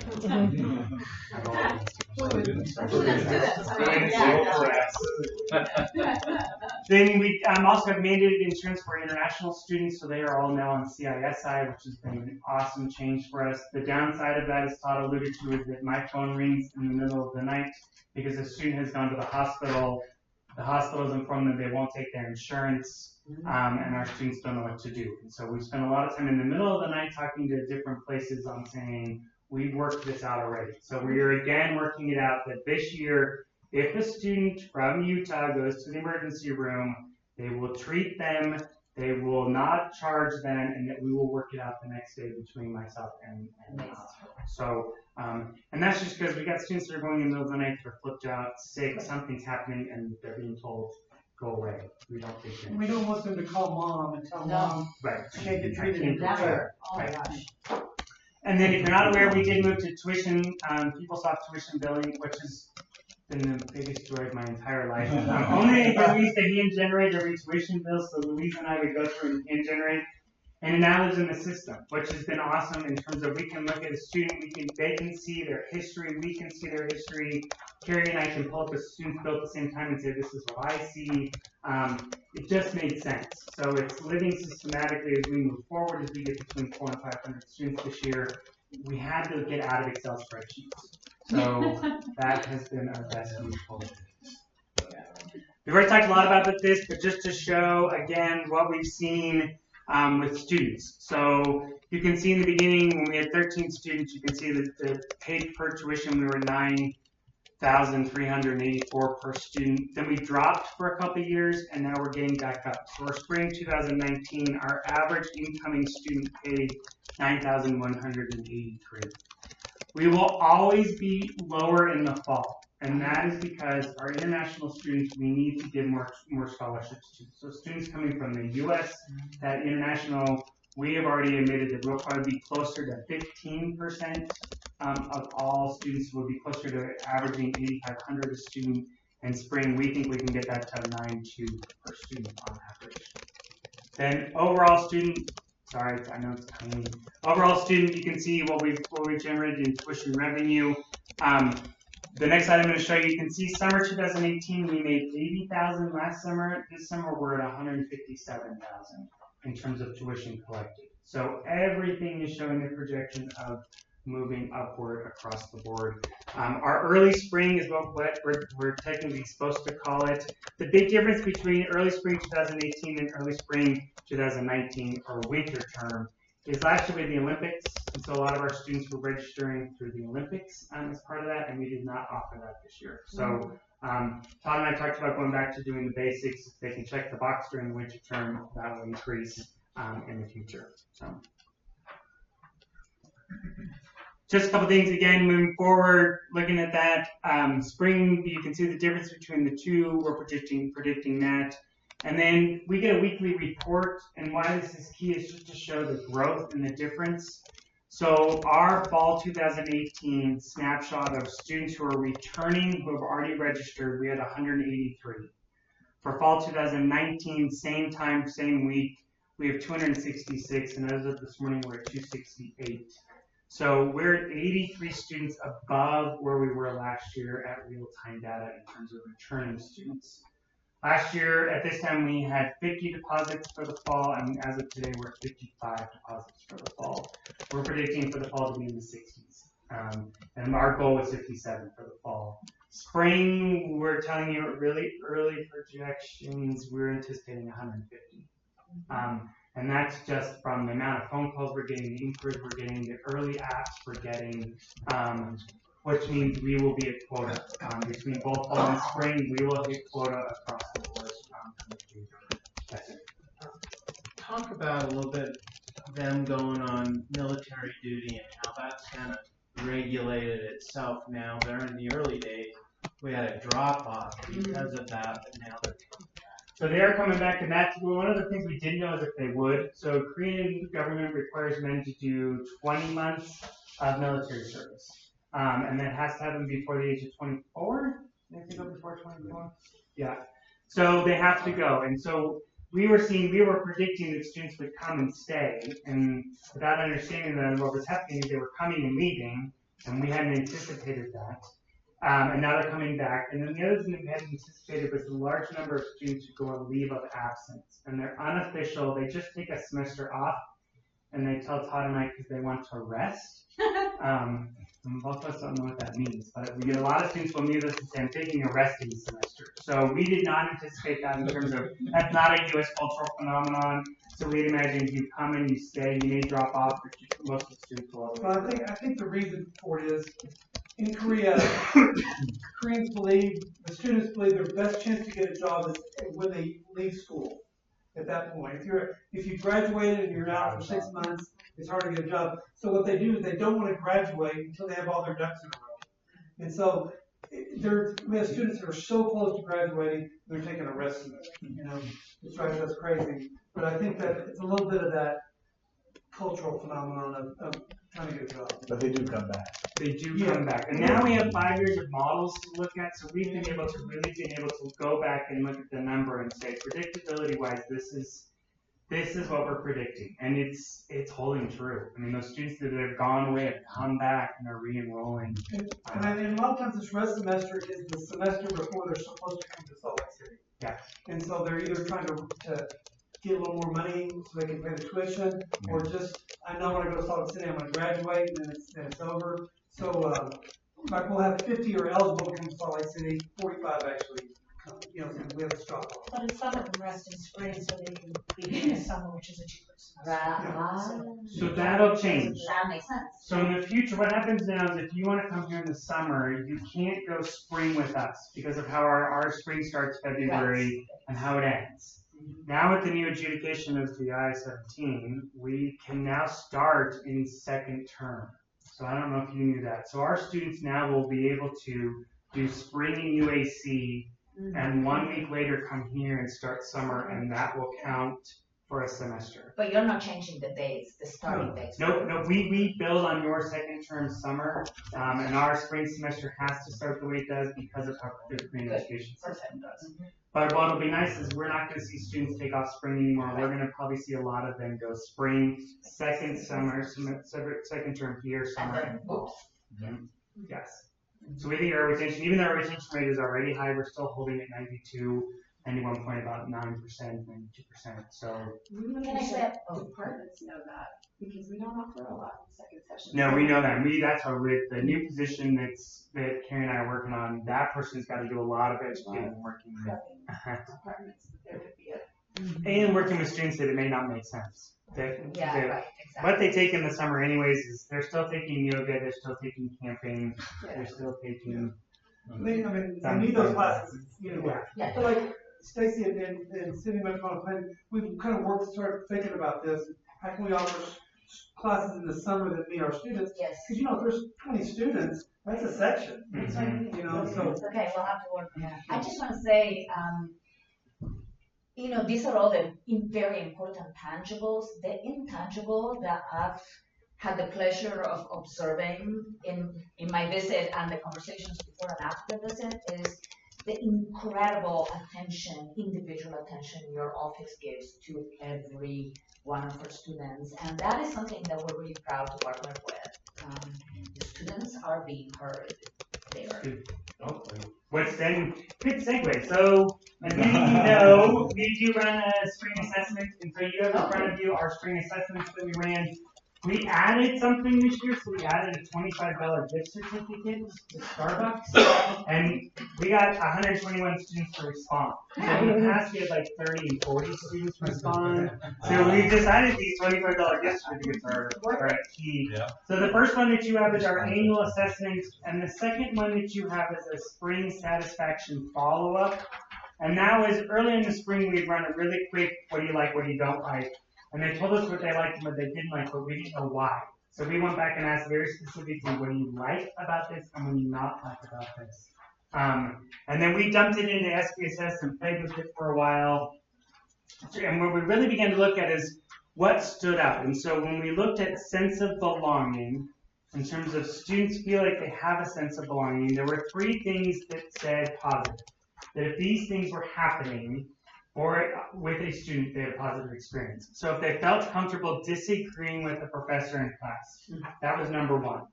If they felt like they could disagree with their professor, their sense of belonging was at the top, highest rate we could see. It didn't matter what else happened with that student. When we cross-tagged it and played with it, that mattered. The second thing is if they could easily get involved with a student club or find a club of their interest. So if they, again, it's that sense of belonging, identity. I feel like I belong here. I have a sense of someone's reflective identity. This is a place I want to be. And then student activities and clubs are supported by the UAC administration. So if they feel, we were like, that was an interesting one. Like you and I supported. I was like, well, of course we supported. But those 3 things said, and really the big moment was felt if they could disagree with the professor, again, I belong. This is where I am. Are you letting faculty know this? We did. So we just ran this. So they're getting this. They're going to do a fall retreat. We're doing a private orientation on the 23rd. And that's going to be. Then these 4 things are the things that if they happened or did not happen, sense of belonging went down. So if they felt like there was a lack of diversity, inclusion on campus. And what we didn't do and we want to do in the future is we don't know demographics. We did a blind. And we promised students we would do a blind. Well, when we run this in the fall, we just want to know, are you an international student? Are you a Korean? Are you male or female? We need a few more pieces because we don't know if diversity means U.S. versus Korean. We don't know what that means. Right. But we know that they feel like there's a lack. If they feel the lack of it, then they don't feel like they belong. We'll come back to classroom dynamics in a minute. If they did not have a faculty member to talk with about academic concerns, their sense of belonging also decreased. And if they did not read, so if they read a textbook a little or none at all, their sense of belonging also fell out. Which was interesting about reading the textbooks. But the number 1 factor is those classroom dynamics, and why we put this up there is because these are all things that a faculty member can do, and why we talked about with Todd, having full-time faculty that are on campus matters the most. So that faculty who are well-trained, who are engaged with our students, if faculty did not do any one of these things, then our students felt like they didn't belong. If they did, and again, you can see the number, if they felt comfortable disagreeing, which means the professors created the environment, they made the classroom a safe space, they can disagree with somebody, I belong. If those 4 things on the edge were happening, I didn't. Yeah. And those are all things we can say a faculty member can control in the classroom. And CTLE, Yeah. which we're now working with very close, can help. Yeah. They can help say, this is what this means as far as what you do day in, day out. And these are the things you should not do or replace them with. Yeah. And that's why, again, I can't stress enough, we would say from the student perspective, faculty who are there, that this is their full-time job, or in their offices, it matters. I mean, faculty, we can talk about student affairs matters, the activities matter, but it still comes back to that individual relationship that a student has with a faculty member is still one of the most vital on campus. Yeah. You know, we're spending a lot of time, like every university in America, is trying to get the faculty not to just lecture, to be more active learning in the classroom, more engagement, and I think when they do, the numbers should convert. Especially I think because it's a really unique thing in Korea, that we see that as our value added. That's our selling point, is that we're have engaged classrooms as opposed to a lecture format. Just a couple more things in terms of moving forward. We've already talked about this. 5th anniversary, we are doing programs marketing. The alumni banquet is going to be in the middle of the semester. Program that will happen as a result of that. We also are adding a program coordinator position here on this campus. They're retiring. We're going to have a full-time person here that's going to tend to the students that are transitioning here and then work with you all on getting more students to come to our campus. We do have a career fair September 27th and 28th. We are adding camps and competitions. So Korea loves to have competitions where students at the end of it win a $100 scholarship. We're not talking big scholarships, but like GoPro filming, they get it on Friday. It's 60 seconds, and by Monday they turn it back into competition. They have to make a film with GoPro over the weekend. And we have 100 students to sign up for that. So it's one of those that they just want things to do to put on to have the experience. So we'll do more of those. And then expanded external relationships is what we're doing. The one that's not on there is housing. And we will be honest, we are out of housing in spring. And both Todd and I will tell you that there's a cultural barrier that I think is impacting the ability to move housing forward. And that we've brought it up every month since November, I think, at the leadership meeting. And every month, first we were told there was no housing issue. Then we were told we were going to be able to use Inha University's housing, which I thought was a language barrier because Inha is 20 kilometers away from where we are. We didn't understand what that meant. And then we were shown that Inha is actually going to be built on the ground behind us, and they haven't broken ground. So that's not a solution. Then the next month we were told the Catholic University across the street was going to allow us to use their facilities, and that's not true. And then in June we were told we were going to come together this summer and come up with proposals, and nobody's come together. And we've sent a couple of emails saying, hey, I think we should come together. So the reality is in January there are no rooms, and that's for all 4 institutions. So we will all be out of rooms, except if we allow us to have co-ed floors. So if we allow, I know, and it's the wacky liberal dean from the University of Utah that pushes this every time. But if we look at the numbers, if we could have co-ed floors, we wouldn't be out of space. Because what happens right now is if we have 44 women, we can only put 40 on the floor. We got to put 4 on another floor. We're the only ones that can have that whole floor. So we may have 4 women on the floor, but we got 36 empty rooms that we could put men in, but we can't. And all of us have agreed that sharing, the 2 universities share, remember these years, when 2 universities share a floor, it's a disaster. That the fights, that the food wars, the stuff that happens when, and it's always the other institution that did it to them, never their own people that are doing it. We have agreed that we can't share floors between. But there may be movement on co-ed floors. The latest option, though, is to rent apartments off campus for students. And I've said no.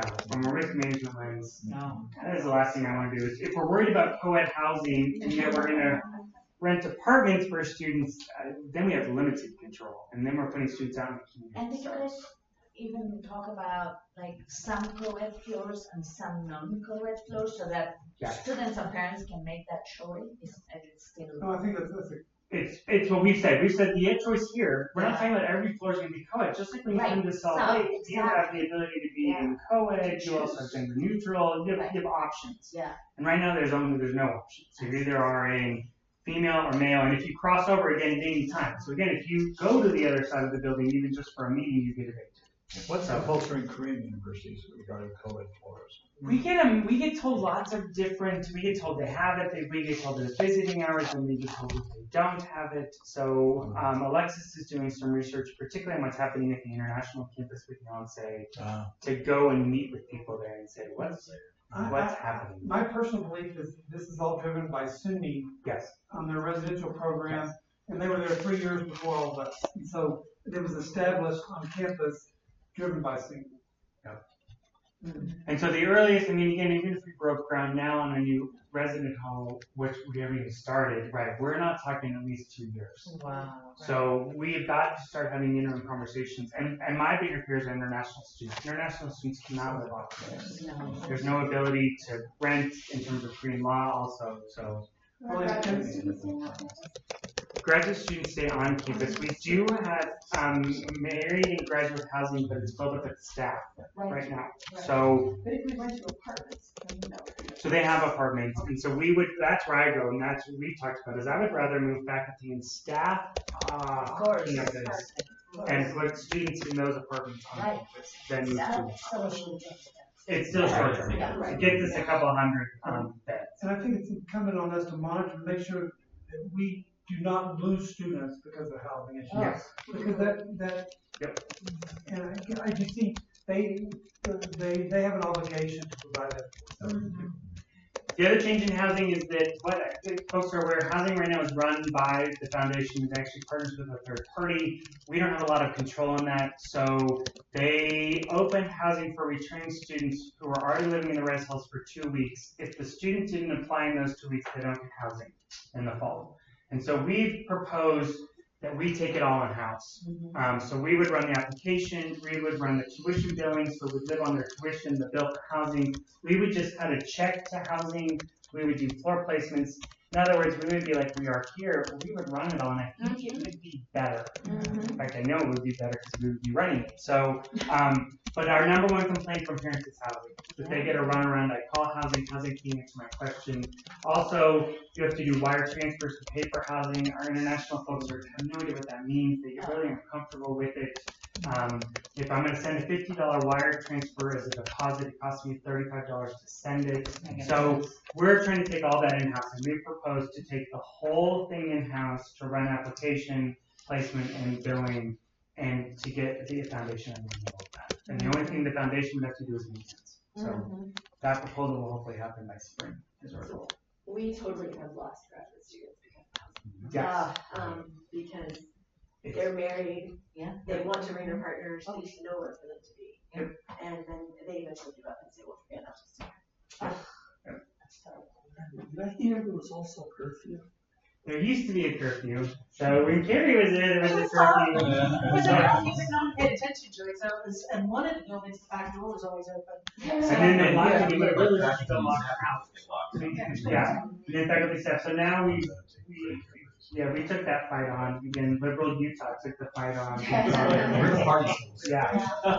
And they don't anymore. Primarily it was also the faculty and staff that were living there that couldn't get out either. So it was after 3 o'clock in the morning, it was locked both ways. There was a chain, and there was a terrible fire. No, right. Chain. They put a bike chain around the door. So you couldn't get in. Yes. It's terrible. Okay, take a break. We're gonna take a 10-minute break here for everyone to use the restroom, stretch their legs.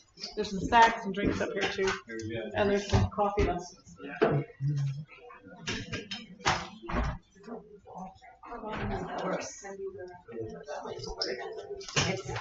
It's 14th century.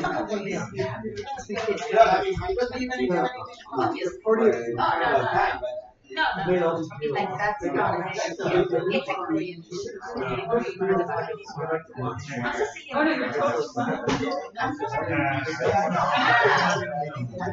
been before, right?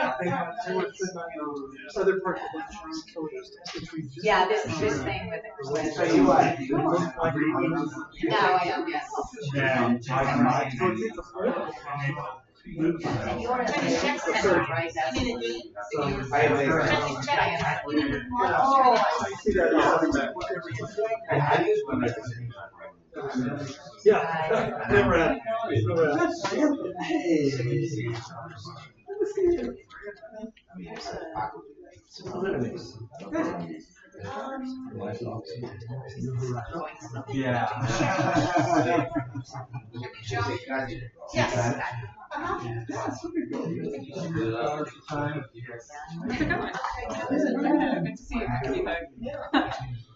You've been busy. People getting married. It's challenging, it's not Okay. Okay, that's cool. Yeah. So, summer kind of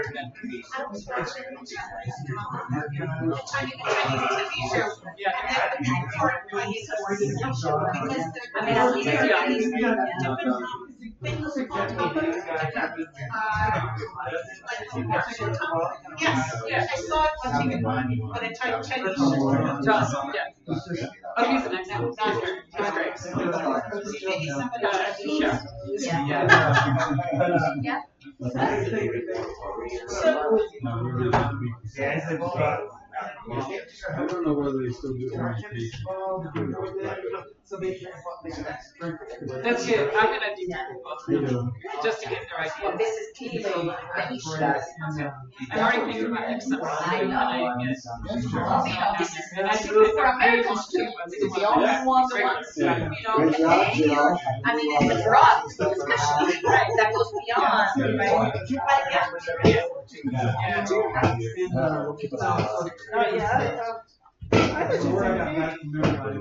Should be constant. Okay.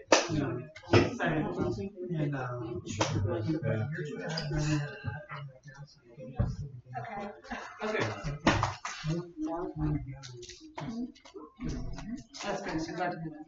Yeah. I'm meeting with Tori tomorrow, actually. And then, Together, so connect with John. you squeeze that down, this thing pushes that. You know, I thought to think about this before, and I just kind of didn't know. He goes, I gotta believe it. That's good. That's really good. There's some investigation. Yeah. You know, students are great, you know, by great, I mean, they're nice to you. Yeah. They're respectful. Yeah. Teach you the proper. Yeah. You gotta think I'm over there. Yeah, you know, it's such an unknown. Okay, It's all right. super, yeah. Okay, well, that's good. I know, like, I kind of felt my faculty, like, do you want to go for 3 weeks? And there were a couple people who were interested. So I'm hoping that'll build some momentum. These guys will be raving fans, you know what I mean? It's such Chrissy's done it too. Even for a short time. It's really Come in, spend a couple days getting oriented, do your classes. It's a lowest effort, so lots of fun. Yeah. And then most people, what they do is they go, okay, I'm gonna finish, I'm going to Japan for a week, or I'm gonna go to. Yeah, you're already over that part. Exactly. Yeah, it's like, okay. Well, I'm excited. So I'm glad that went well. And I hope this is discussion. I mean, one of the complaints has been on variety. Well, I'm hoping that. And the deal with Nick, he's just in stuff. And that's not all it's for. He's starting to bring a shear. And working around, he's had 5% different professors, which is more than commerce or psychology or any of those. Yeah. He's been bugging me. He's like, he told me, gave me today's the deadline. And he's like, I'm gonna put no comment if you don't respond. Well, I'm ignoring him because I just don't have enough information. Don't do anything until you talk to me with this. Yeah. That's what we're going to get back. Yeah. Yeah. Well, yeah, and I wanted to follow your lead because I mean, I'm excited. You know, I'm looking forward to meeting new people, but it's not a story. He's running with like. It's not a story. I know. I can totally tell. Yeah. Well, that's my favorite. Well, what do you get? What's the whole thing about? Somehow. There you go. Okay, so I mean, in Korean, urban ecology means trees in the city. I know. And you told me you guys did focus groups and more Yeah, and so, you know, it's no, and I think there's no, and I've said this, nobody's missing that. No. They come to these days, it's a man, you know what I mean? And ones that make all the thing, that's what it doesn't have the nuance. Okay. It's just not funny. Right. And so, you watch a sporting event, and you watch a baseball match. I say, you know what I mean? Because they don't have anything to sort of go. So, yeah, it's kind of like, yeah, I think it's Well, yeah, and like, I'm having a problem. Oh, yeah. But I don't have the history. Say the whole thing. So, Maybe I'm like, that's part of my job, right? That's what's amazing.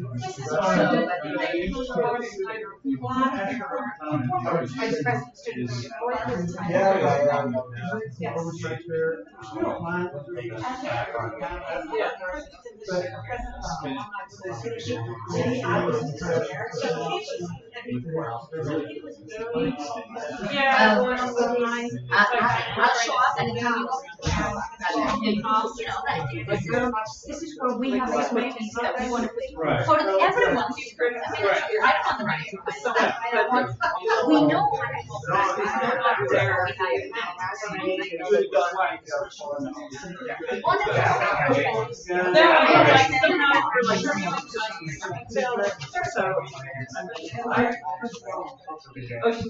Is there something else I can get for you? But that's this is not keeping score of who's there. No.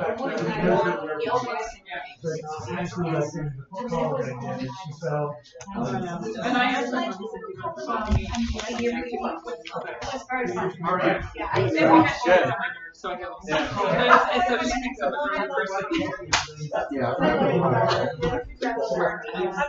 She doesn't want to. Okay, good. So I'm excited about our program. I know we're low numbers, but we're like, our program here is getting better. No, I don't. Okay. We always fight and then we go. Absolutely. It's looking good. Okay. All right, so I think we'll go ahead and get started again, and Carrie and Lori, just gonna be, okay, all right. Just a personal one. You have your little clicker? Oh, Randy has there. Thank you, ma'am. No. Okay. They need to be. Thank you so much. As all of you know, I'm 29 days into this position. And I'm actually learning a great deal. And clearly Carrie is our expert on this campus, so she's really going to take this on to let you know about when the students come to our campus. So you'll see, I said to Lori, why don't you do the first part, which is actually kind of boring because it's just numbers. It's just numbers. She has the richness of all of it. So Get out of here. But you can see the number of students has been growing. It's really interesting to see how this summer number will change with the move to having the second semester. The summer of 18 was larger because many students sat out so they could work the Olympics. But otherwise it's been a really small number of people coming in. And in the fall, we've got 32 new coming in, and they will join the ones already here, and we'll have a total of 48. That'll be our largest fall class. It will be, it'll be our largest fall class. We really don't know until they get here. It tends to be a moving target. But these are the students who have I-20s.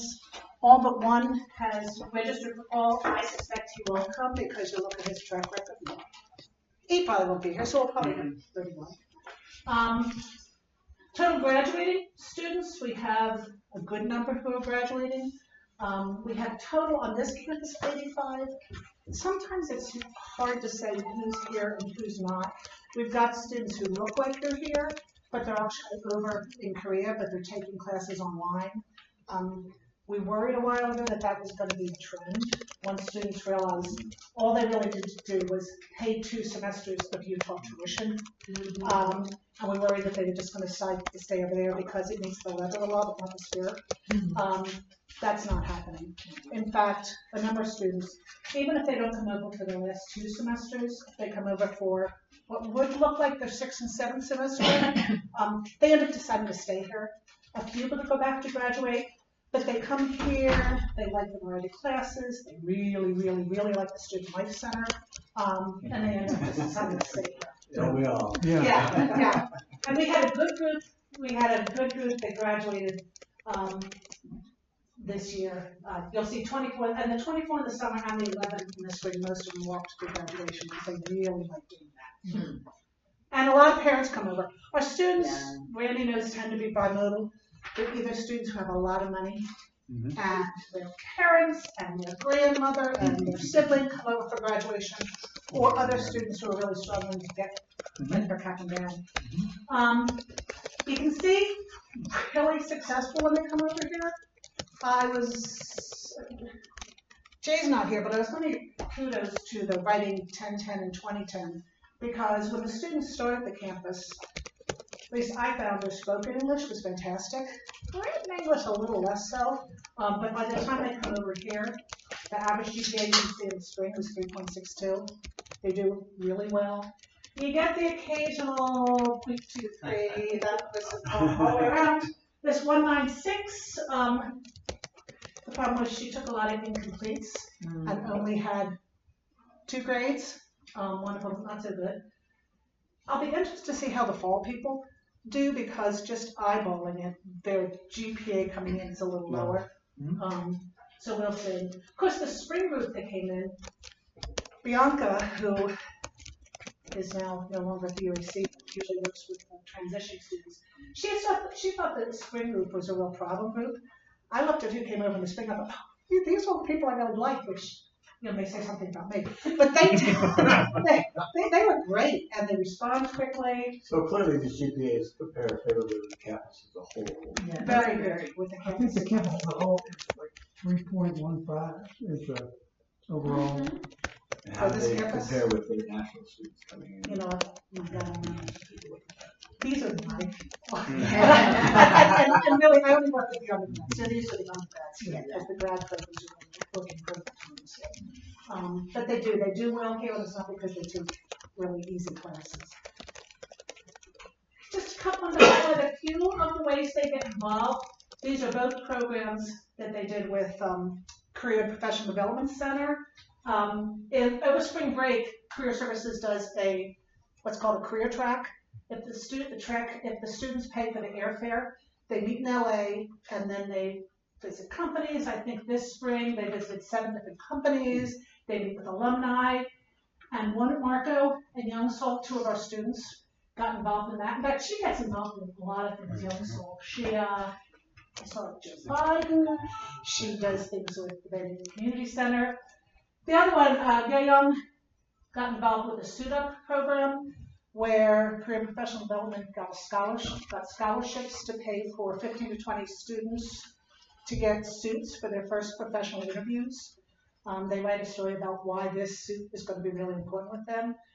They did partner with Nordstrom's, but the cost was a little prohibitive, so they moved to JCPenney's. And I signed up for that and was able to get a suit. Some fun things that they have been doing. If any of you have ever asked Korean students to send you pictures, they tend to be pictures of food. They take, every time they go out to eat, they'll take pictures of desserts. I said, please send me pictures with people in them. They've really taken advantage of kind of recreation courses, which is a plus and a minus. 8 of them took a outdoor cooking class. I think this might have been the Capitol Reef course where they went on. But you can see, they actually really love being here. They have a good time. At the beginning, the second semester transition, there were a lot of people who were homesick. That hasn't been as much an issue since, and I think it's more prep, both while they're over in Sundell, about what it will be like coming here, and also they come over with an expectation from what the other students have set up. Yeah, are the students of the Asia campus eligible to participate in the school program, the summer program for undergraduate research? Yeah, they are. Are they aware that it's? You know what, and they get information about it, and Randy can talk about that, but I know the year that I was over there, 5 of them got, 5 communication students actually got Europe grants. It was a pain in the neck trying to get the money over. But they've gotten pretty active. Are they still? They mixed us. They said it's too hard. It was hard. But it's really, we can do it now. Yeah. Now the finance is easier now. Yeah. I think it was just that they didn't want to do it. Okay. So they can still participate in the research, but they would have to, because they're only here 2 semesters, they would probably have to apply for it before they came over. And sometimes... But the summer program is much less than the full semester. It's only 8 weeks. Yeah. I don't know that any of them have participated in that. They participate in Europe, but not in the summer. So, but that's, I mean, it's certainly something we're pursuing. That would be something, because a lot of them do want research. Yeah, and they do. Great thing for us to push. I think this is one of those examples of we want to apply the same standards for a program, but everything can't be exactly the same. They told me, well, your students can't participate in our poster session here, so they can't do it. And I was like, well, I'm just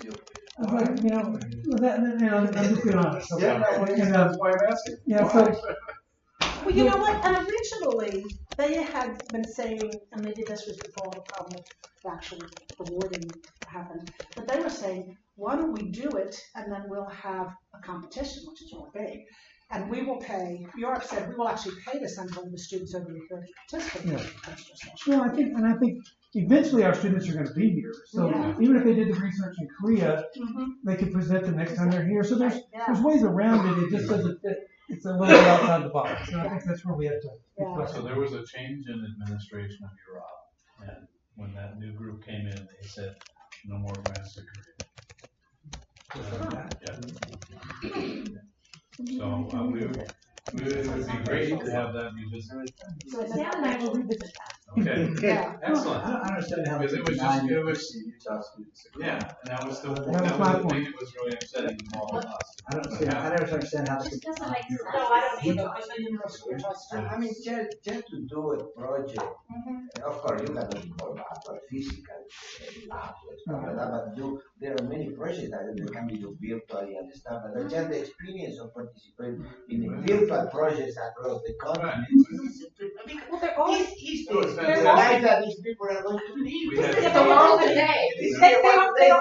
They're already doing research. They're doing research in psychology, they're doing research in communication, in some of the other areas, so they're already doing it. Yeah, and I think our faculty has gotten to the level where they're more than able to do that.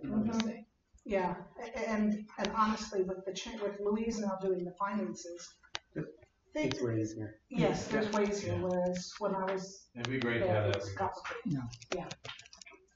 I think, that's also a recruiting tool. Correct. And what the students want is anything that gives them practical experience, including internships and If we go on research. this slide, do these students have an opportunity to talk about their experiences at the UAC, to student groups around campus, or what it's like to be living in Korea, and is it safe in Korea? Is it, how do they? If they're asked, Jay, last year, the year before, asked for a group of students to come, and we got them, and they talked about that. They always talk to the incoming UAC students. They talk to the students who come from the Incheon High School. But I think this is now that there's going to be more. Might be a good time for a connection to learning abroad. Well, the problem When is, as a full-time program coordinator, They both, will be providing the orientation for, and receiving them here and doing that marketing outreach awareness. And I love that engaging our UX students in telling that message. We'll have the time to there's been develop some more. roadblocks to having more students going over and learning more, but I think it's going to be better. Yeah, they are not. They're not going to be right now. They're not. We know that. Yes, we do. So I think between that change in learning abroad and having a full-time position, But we did scholarship students, and part of a scholarship was to come and talk about it. And they wrote the where, how. They sat at a cup box a couple times, and they actually got students in lines of talk. I mean, they literally went to the truck and sat there and said, "I'm from the UAC. Do you like Korean food?" And that was a great engagement. But I think having somebody just focus. oh, I just thought it'd be great to put a sandwich board in front of Right the cup there. up and say, "You think this is Korean food?"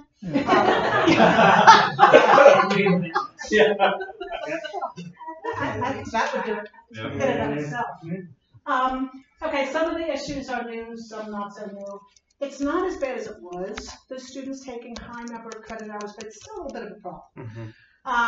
Spring wasn't bad, average was 2.2, but we also had 8 students who were graduating, and the next semester you don't have to take a full load. So when you look at that average, where some people are taking 4 credits, because that's all they had left. Summer's particularly bad, which is why I think some students, even if it's the second semester, because they want to take 24 credits in the summer because it's cheap. These are the students who are really barely making it as it is. I was looking at what? Yeah, it's a death It's a total death wish. And some of them are taking 18 credits of real classes. Some are taking 12 real credits and then outdoor cooking and ping pong. but it's still a lot. It's still a lot of And is courses. it because of money, because they're It's because of money. saving, trying to save money? Is it at all course selection too?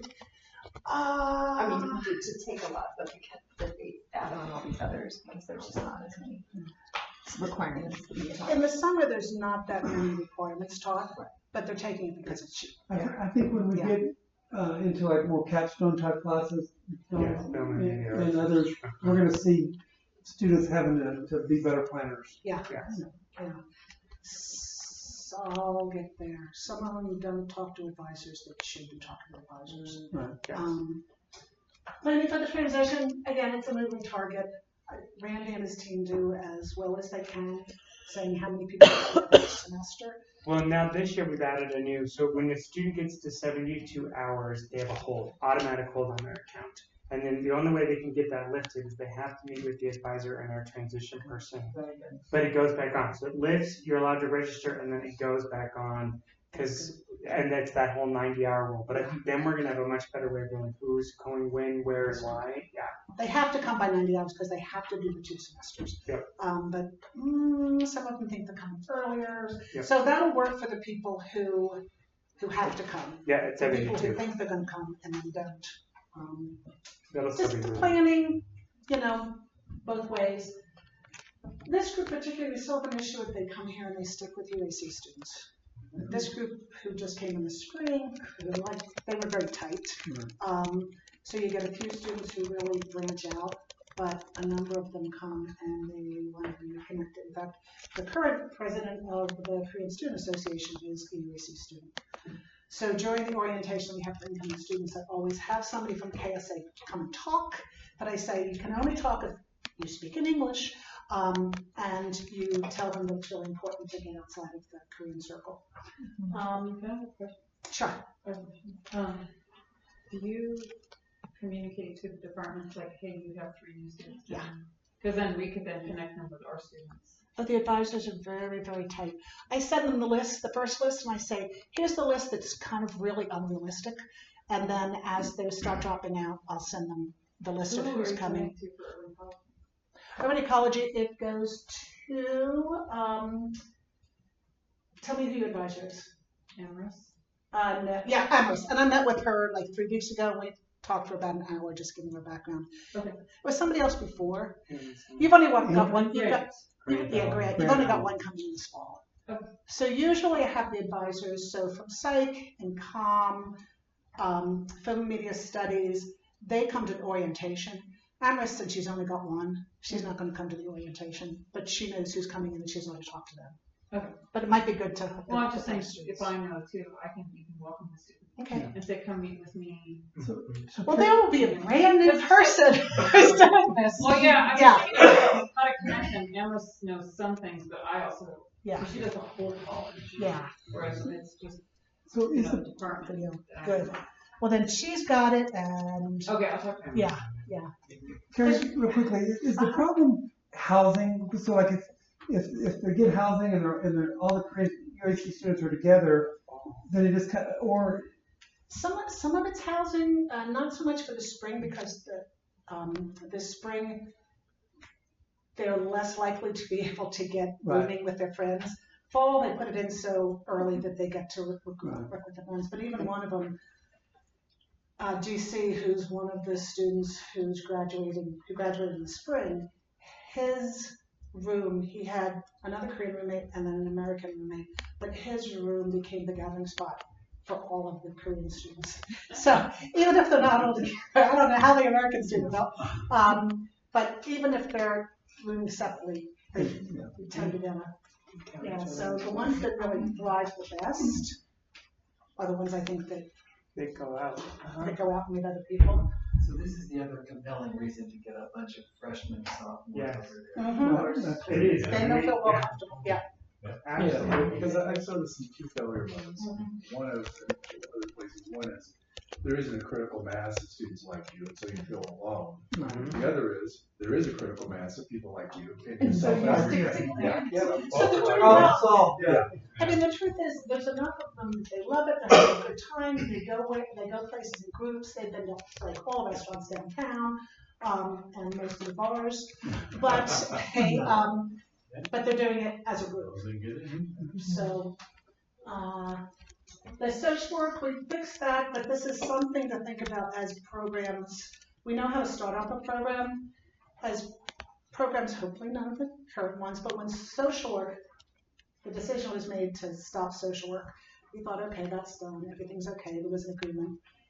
And then we had 2 social work students who were going back to Korea to do their practicum, but they were doing it through a class here because there is no UAC classes. And I was meeting with them, we were talking, and I said something about paying Utah tuition, and they turned white because their assumption was they were going back to the UAC, they thought they were going to pay UAC tuition, and they each had hefty scholarships, and they thought their scholarships were coming back. Through Chris, who had the agreement that said that last semester which is a practicum semester, will be paid for UAC tuition scholarships.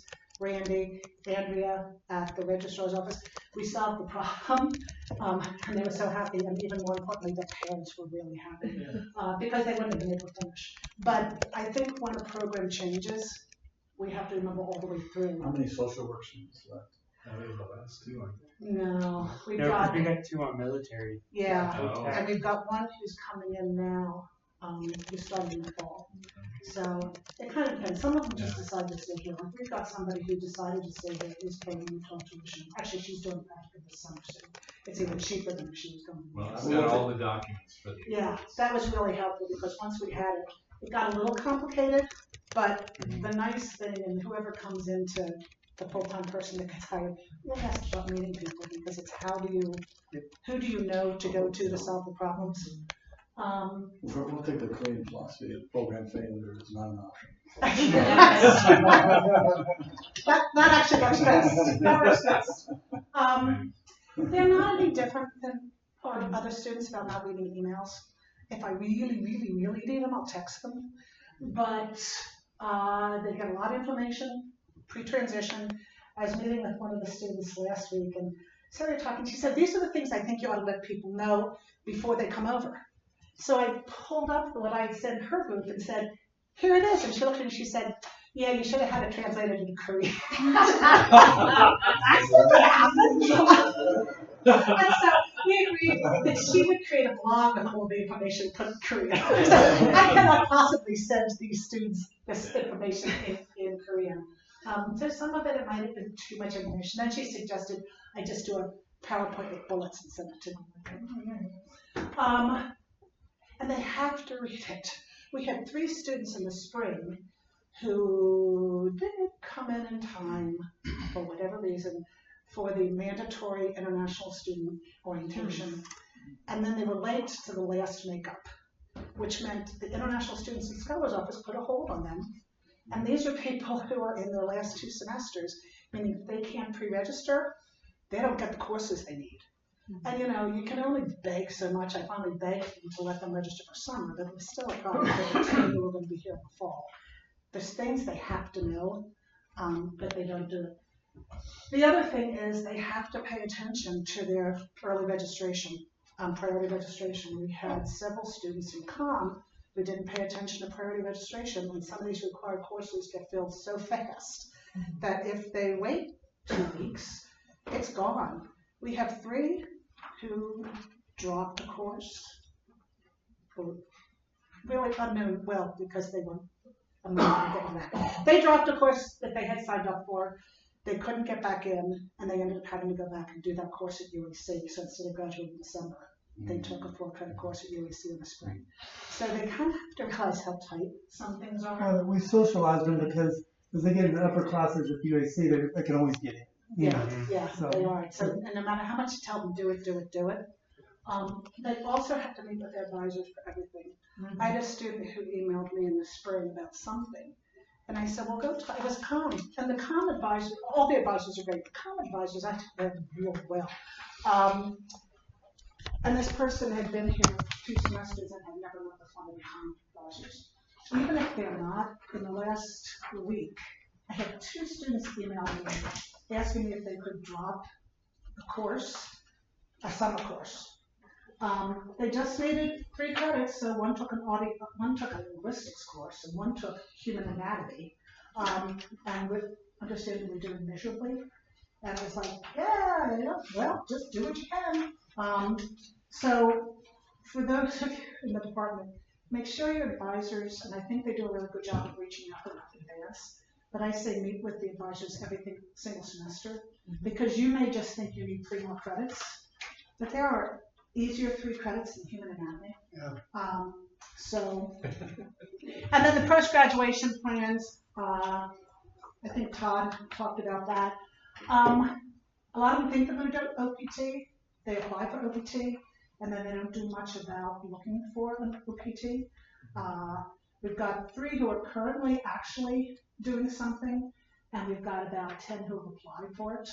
I just talked to one who graduated in December and still doesn't have one, but they get approved for a year, so I'm not sure what's going on there. And they do very little pre-thinking about, I'm glad to hear that when you said freshmen and sophomores are talking to them, because during orientation, the Friday before the school classes start, I do a half-day orientation with them, and I have them meet for 45 minutes with our Career and Professional Development Center, just to say, get connected with them. But during graduation, when you say, what do you want to do? And they go, well, I'm going to chill. I mean, that's the main answer. I'm going to chill, or I'm going to study for graduate school, what in? I'm thinking about that. Or I'm going to look for a job. Some of the issues are the employment, unemployment, and career, especially for this age group. Some of it's that they don't want to take a job that's not for one of the big ones. Because if you get in with a small company, the chances of working for Samsung are low. So there's a number of issues, but I do think they follow them up. And all I ever get is their immediate post-graduation plans, and these guys are kind of looking into it more. But they're not really thinking long-term. They tend to be linear. Yeah. Now I do this, now I do this, yeah. But for the most part, they're doing fantastic. They're having a good time, and they are so fun to work with. So, yeah, who's on next? Any questions? Anything anybody wants to know? I think this position that Randy's putting together is going to be really good. All I've been able to do is really just the care and feeding of the ones who come over here and then working with them to troubleshoot some things, but this will be allowed, this full-time position will not be additive to another full-time job. Yeah. I have a question. Do you do any events when the students come here that involves like the faculty, this group of people, you invite us and say, hey, the students are here, why don't you come and join this little reception? We did for the first the first 3 incoming groups. What happens is because they have to do a mandatory orientation, and I do mine on the next, so they do that on Thursday, then I do mine on Friday, and then we would have a reception, and we would end up having more staff and faculty there than the students, because they would kind of, I've been doing this for a day and a half, I'm just disappearing. And then if you don't get them in those first 2 days, I tried to do a couple kind of more social events, and then they'll come. Once they get connected, so we really did, I mean, you don't remember, we would have receptions and people would show up, and then the students be like, I had a 10-minute break, but they want to go get the bank account settled, they want to get the phone, so there's a number of things. Yeah. Now, this new person will be working closely with the departmental advisors as well, right? Because they can. And Kate knows. Oh, Kate's really well. She's good. Cameron and Travis and Stephanie and Andrew as well. So I think that's really important for the new people coming in. Okay. Rob, you up? Rob?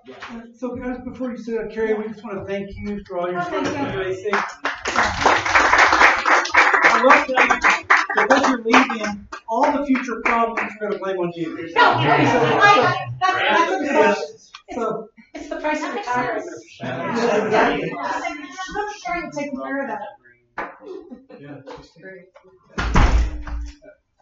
Oh yeah, here, you can switch over.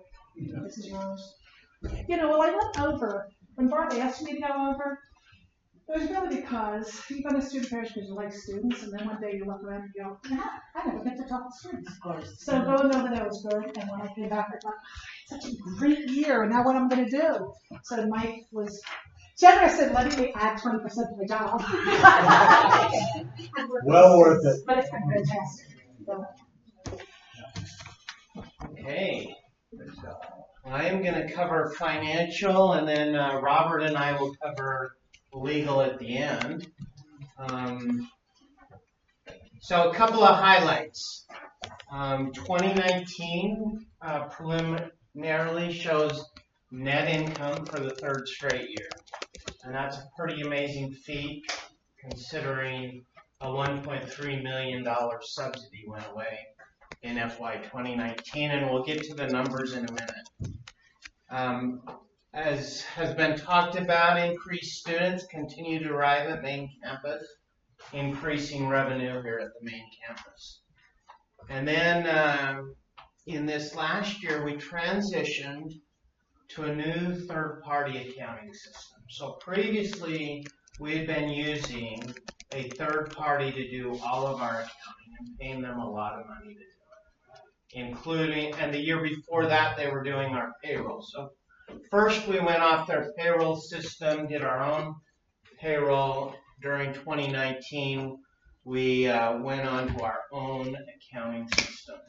So Louise, our financial director there in Korea, is handling that for us. We hired during the last year a junior accountant.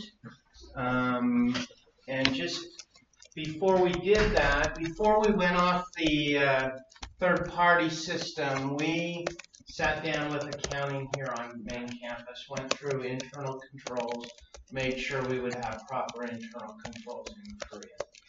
For your information, all payments, I still approve all payments on the Korean campus here. So Louise, her junior accountant, puts it into the bank system. Louise approves them. Todd gives me approval of the summary of it, and I go into the bank system and give the final approval to release the wires. So that's still a pretty strong internal control that we have here on campus, and sometimes I push back and ask questions. So, 2019 results. Actuals. Revenue from tuition net was about 4.8. Our budget was a little over 4, so we had an increase of 700,000. And then we had miscellaneous income. Again, we don't really budget for that miscellaneous income. That typically is interest income or some donations from alumni. When we get to the expense side, we actually were to the positive on our salaries and benefits. Typically what happens is sometimes our faculty don't get there in time, sometimes we don't hire as many faculty as we're expecting. Todd and Randy do a very good job of managing our costs at the Korean campus. And then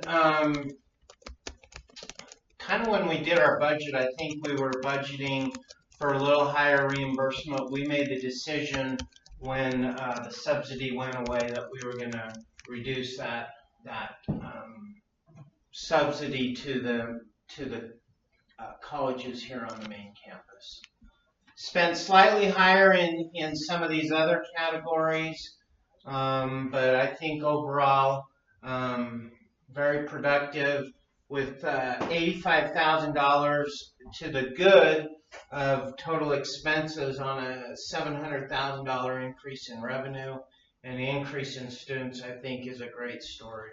So again, for the current year, we made almost $200,000 bottom line. That's before taxes, which are really minimal. We pay they're just like some sales and other taxes, not really income taxes because we're tax exempt, but about $200,000. I think the next slide is interesting because it really shows the progression of UAC the last 5 years. You can see in that first year, tuition revenue was about $667,000. and we've grown that up to 4.8 million with steady progression over those years. You can see that the difference in the Korean subsidy is really just the foreign exchange translation. So that comes in Korean won, and so it's always the same amount in Korean won, but that went away in FY 2019.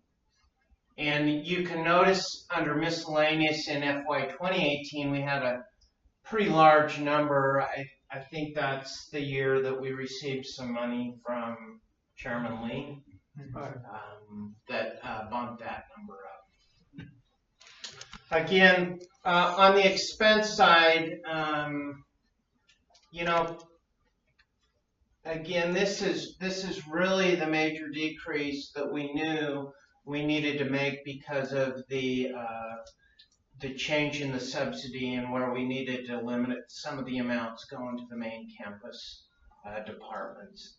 But you can see it's been really steady. The first year, which actually is 15 months, because we began operations in April, I think, 2014, and so it covered April 2014 to June 2015. We lost about $1 million, and that progressively has gotten better. You can see we took the dip, considering we took a $1.3 million dip in revenue from the subsidy not being available to us, to only go down $400,000, I think is pretty amazing. The bottom line is our payable to main campus. So in those early years, we were relying on main campus to provide temporary loans to get us going. You can see the decrease in that over the years. And again, I'm working with Sandy Hughes here on main campus. We believe there's some dollars of tuition that has been collected here on this campus, mostly U.S. financial aid, that needs to be credited against that $843,000. Any questions on the 5-year numbers? I would just remind everyone, we still have a $800-something thousand loan. That is correct. So we received an 835 million won loan a couple of years ago. That translates to $775,000. Last year, or September, I think, of 2018, we made a $50 million won payment. Mm-hmm. So that's probably around $700,000 US now. So that's another thing that we will need to be paying back. But so there's going to have to be a balance between paying main campus and paying that loan. With the subsidy coming back, will that help?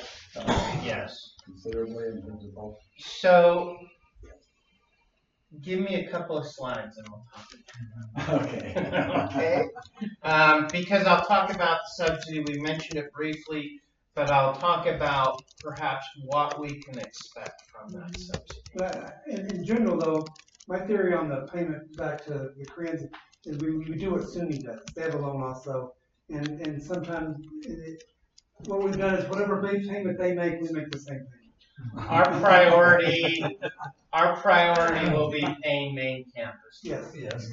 I think we dragged that one out as long as. Well, that was really my question, because the loan itself, although we do need to pay it back, is not payable. We're not being punished for not paying it. Right. No, it's interest They're free. waiting for us to get.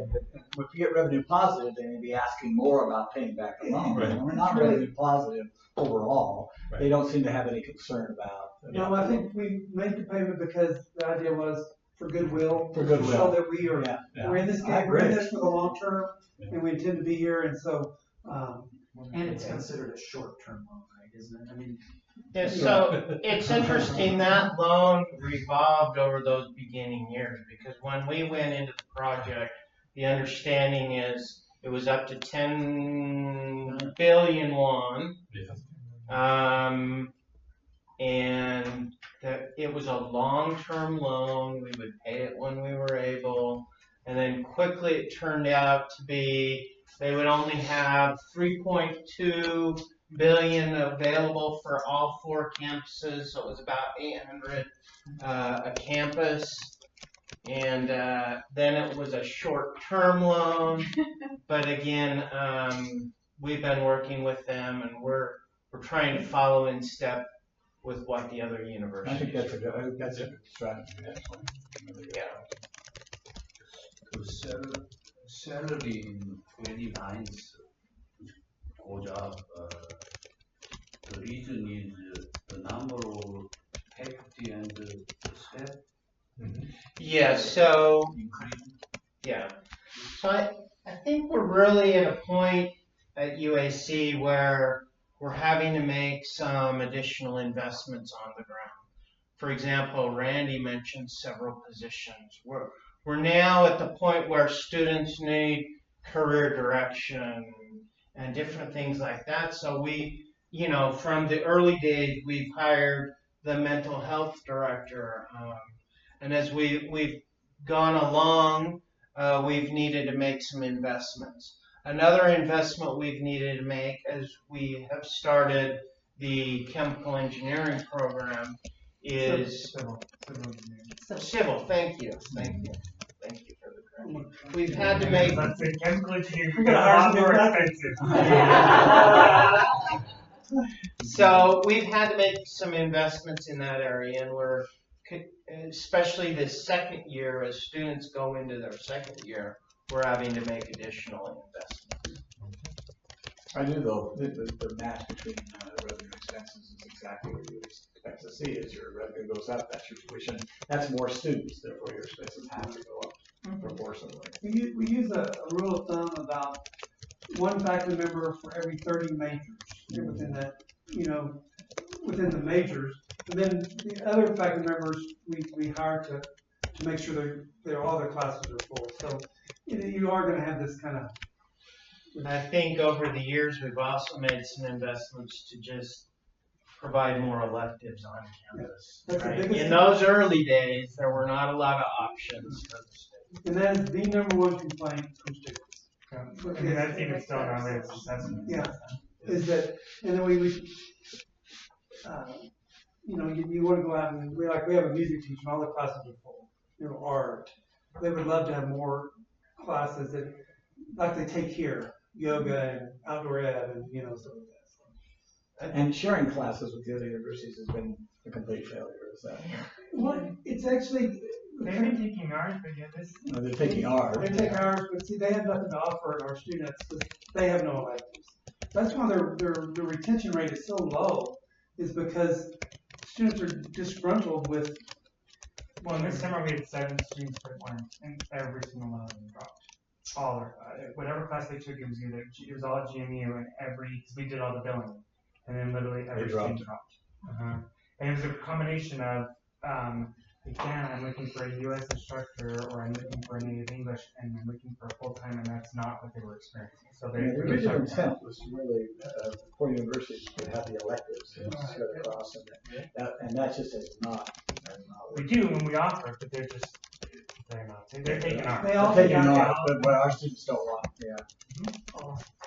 Don't we have to remind me about the chemistry and some of the classes? Well, we just started chemistry professors. Okay. And then our physics is going to be taught by a professor from IMU.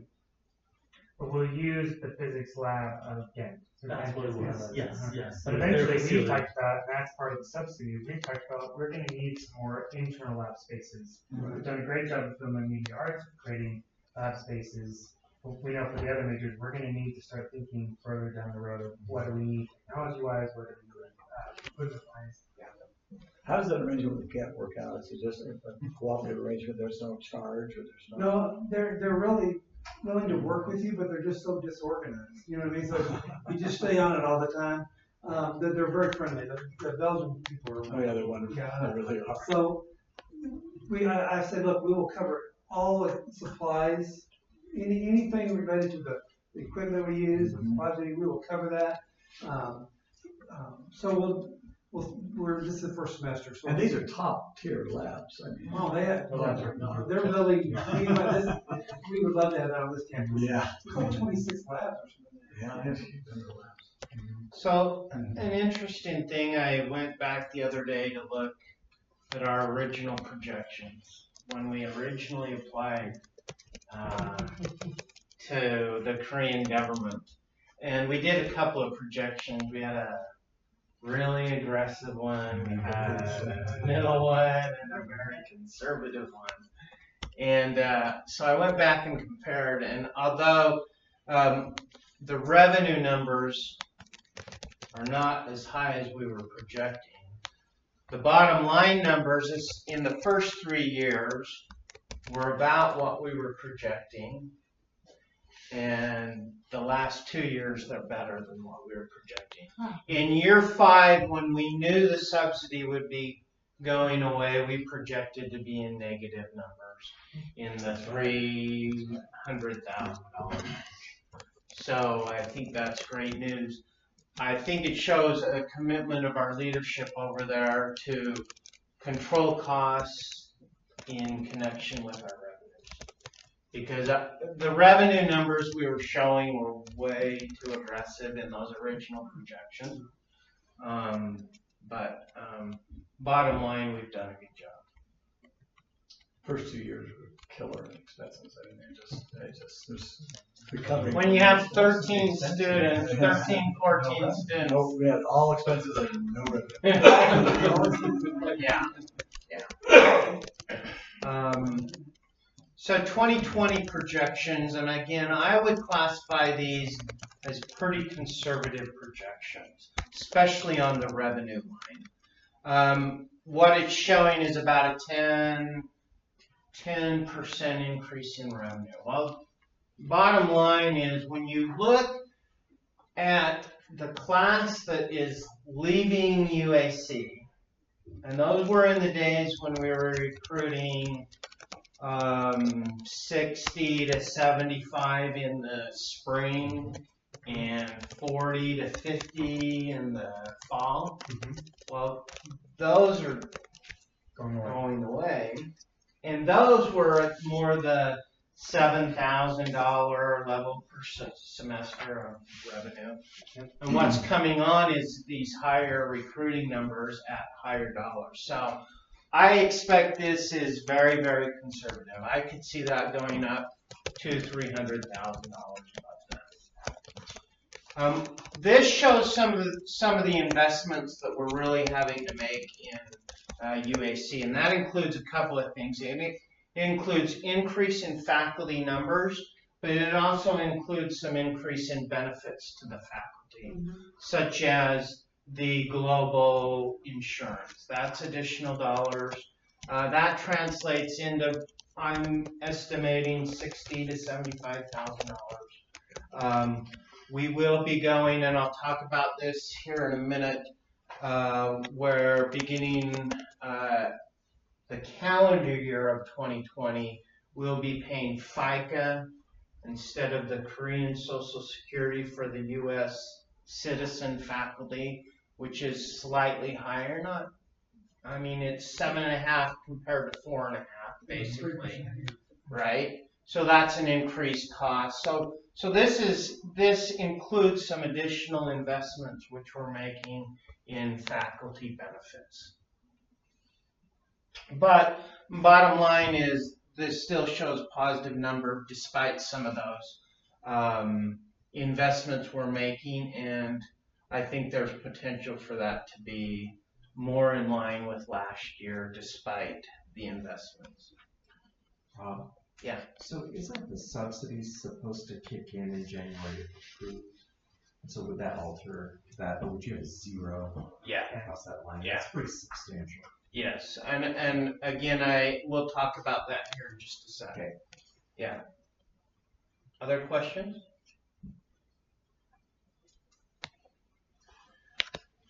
Okay, challenges, opportunities. As we've discussed, we didn't receive a subsidy. We have provided information to the Korean government. I've talked about they gave us a 91 score of 91, which is considered excellent. Just for our information, SUNY and George Mason received additional subsidies of 85% of their original subsidy and 80% respectively of their original subsidy. And that was given for years 6 to 8.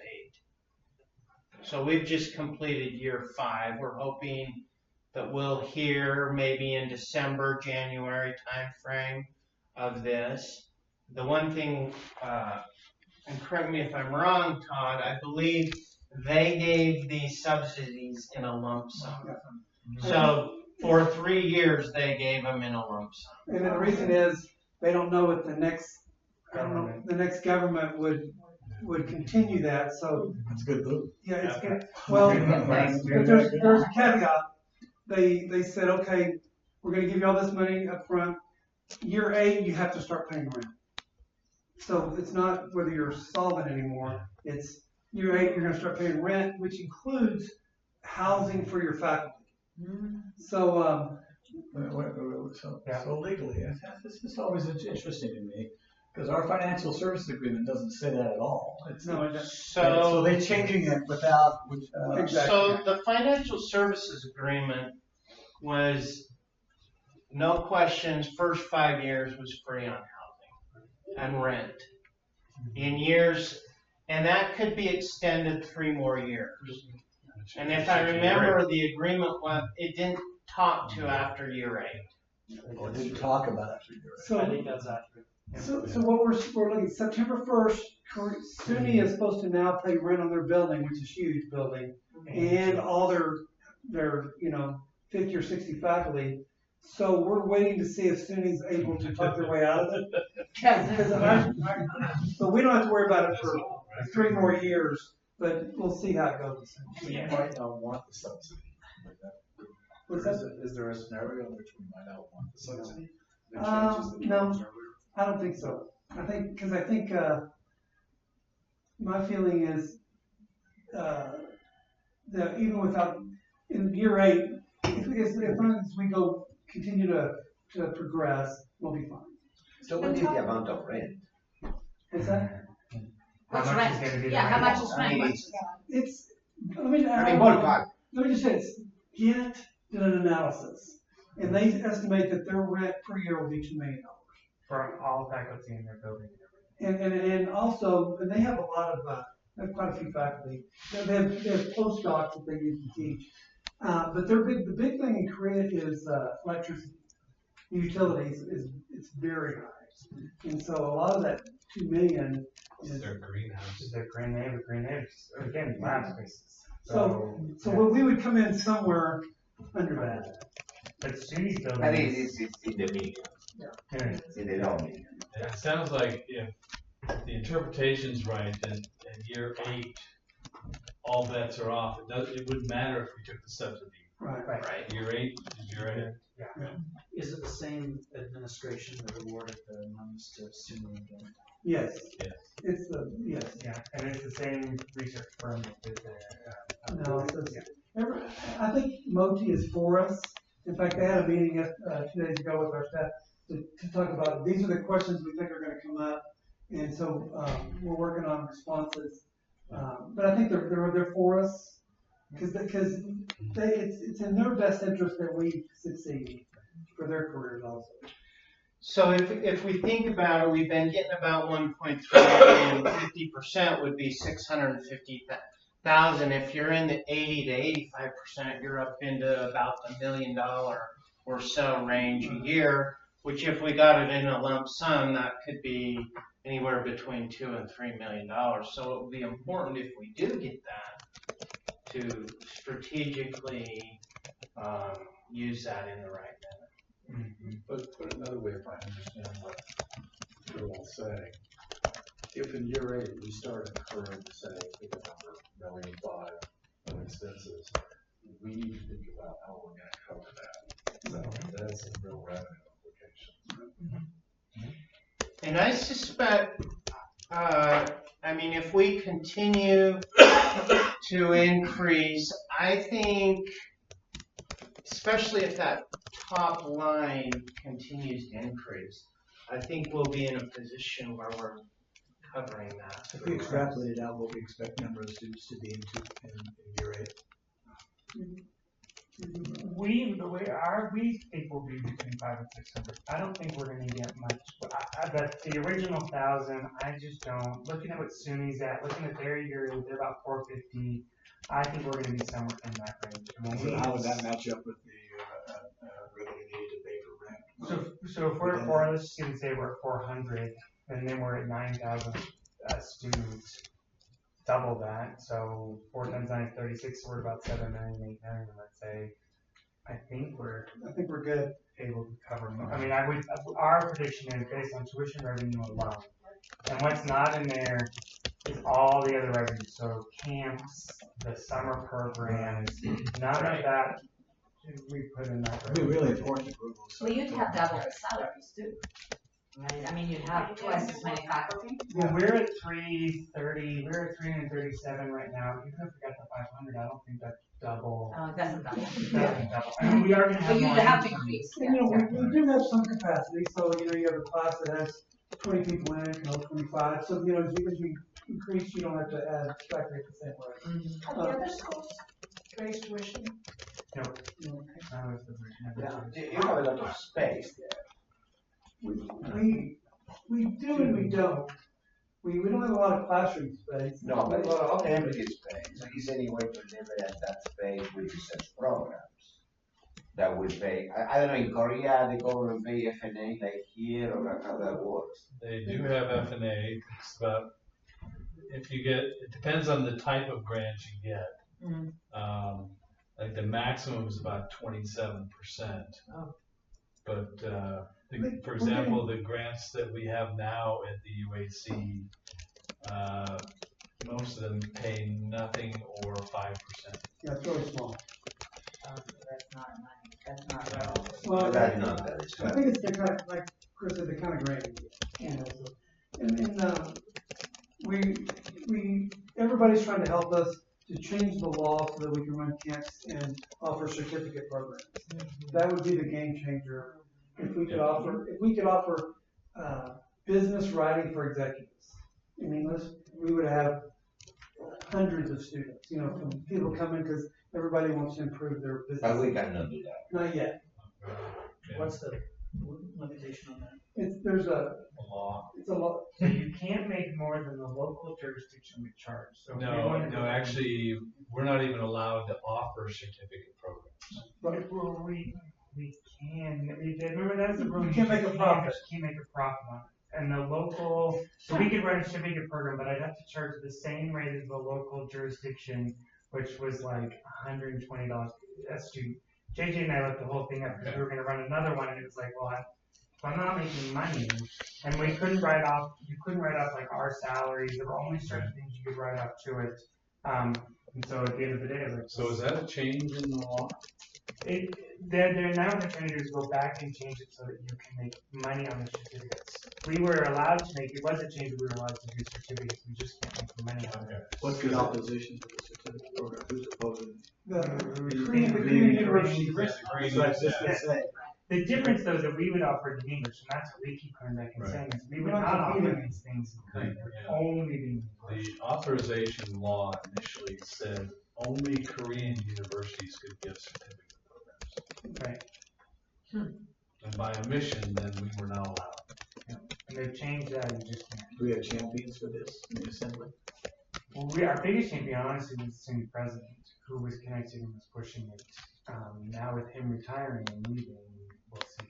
But SUNY's a big component because of the. Yeah, absolutely. Yeah. And Moti is actually pushing it too, because they want to give us every opportunity to make money so they don't have to give us any more money. Right. So And we get off the paper and we receive success and it's worked and our ideas. But when you expect that may change. Well, we're hopeful in this legislative session. I don't know what they call it. So at what time do you see that we need to start working to get the academic approvals on the university side to have those programs? Because you know worry that you will get approval from the Korean government, but you will not have gone through the academic process at the University of Utah, which takes Well, probably if a it's year. not for certificate programs, it won't take any time at all. Because you run them through CE. Oh, you will run a subsidy. Very Yeah. But they will be not They're degree. They're only certificate, they're not degree. They will be Very not, short they will be, Very they will be, You could, Yeah. yeah. yeah, And I think the summer camps, Yeah. yeah, so you will not get them ready. You will There's no induction period. freaking piece of paper. Yeah. Here's your tickets, put it on the wall. Yeah. Yeah. We've already connected. But they not translate them. Yeah. Okay. They no curriculum. We talked about the new worldwide insurance plan, so going on to some legal issues. We've talked about the IGC loans and the subsidies, the loan being about $700,000. Trying to get additional subsidies. We implemented a tax equalization plan for UAC executives, a little bumpy, but we're getting there, and that was an additional cost that we're investing in. We've done an analysis regarding U.S. FICA for U.S. employees in Korea, and again, come January 2020, we will begin withholding FICA for U.S. citizens for the faculty in Korea.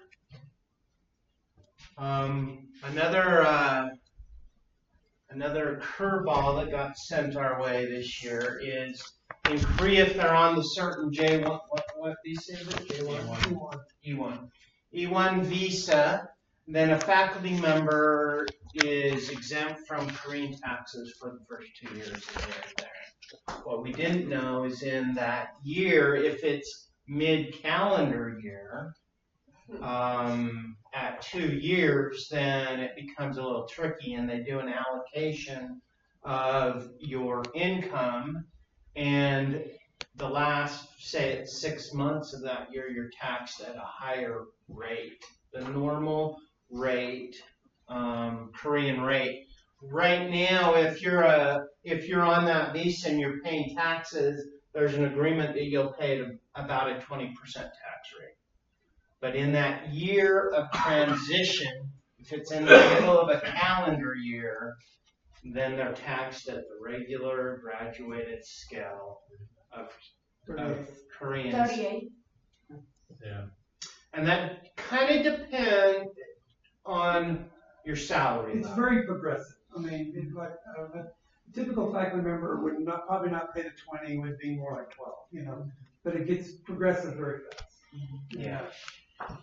So we're working through that. We're learning more about that so that we can plan for the future. And from a faculty standpoint, we don't want the taxes to make a faculty member leave. So as long as their Korean taxes equal or exceed their U.S. taxes, it actually is not a problem. They're lower. Lower, yeah. Because what you pay in Korea, you can go dollar for dollar against your U.S. taxes. Right. So it really works well unless the faculty member makes too much. Right. And so you should add, as sort of make it a 2-5 rule, right? You have the issue of 2 years, but then you got a different issue at 5 years. Yeah, 5 years you become a permanent Korean citizen where resident, thank you, for and different rules come into play at 5 years. Your taxes are local. Robert, do you have anything to add? No. I have a couple of questions. We are negotiating a memorandum of understanding with a hospital there, and there are some issues about litigation and jurisdiction of litigation and IP issues. Do you expect that eventually we will have a global agreement that will cover all those things? A global, like a template contract? Something that, I don't know. Certainly, whatever you're negotiating, you want to run through our I transactional attorneys. I'm not sure how those will all be negotiated. So, but if you're not connected, I can get you. No, I'm working with Jim. Okay. Oh, good. No, but they, every time that you do one, you need to go through the whole thing. So I'm wondering if there were plans to have some master agreement that Yeah. we could use or something. For I think that's worth talking to him about. I know we've done that in other schools. Because every time that I have one of those, I need to go to him. What's our longest serving faculty member in terms of years? Probably Tom McGinnis has been, he got there soon after we started, so I'd say he's been there 4.5 years. He started in He started in 15, fall. fall of 15, so that would make him 4 years, even longer. So we hit the 5-year mark. Yeah. And Onsuk started at that same time. Yeah, but Onsuk is Korean. It's a different story. From the very beginning. He's a local anyway. Yeah. So I think the bottom is, because of the tax issues, there's always gonna be some turnover, Yeah, I think realistically, I think the tax issues are going to be such that we realistically probably need to look at year 5 is a termination point for faculty. We didn't expect that to stay 5 years. No, but I think for tax reasons, it's beyond what we can accomplish to equalize. So I think realistically, The average is probably more like 2 to 3, isn't it? Yep. Todd, your experience at the other international campus? that you People were stay at? 3 years. 3. Yeah. And I think then family issues kick in or whatever, 3's about an average. And if we get a good faculty member for 3 years and they're looking for a tenure track job, I'm happy, we all win. Yeah. Okay. All right. Thanks, Ron. So we're going to have the presentations from the 2 graduate groups, and then we're going to break for lunch. And then after everyone's set eating, then we'll have Sherry give her presentation. Okay. So who's going first? Looks like me. Okay.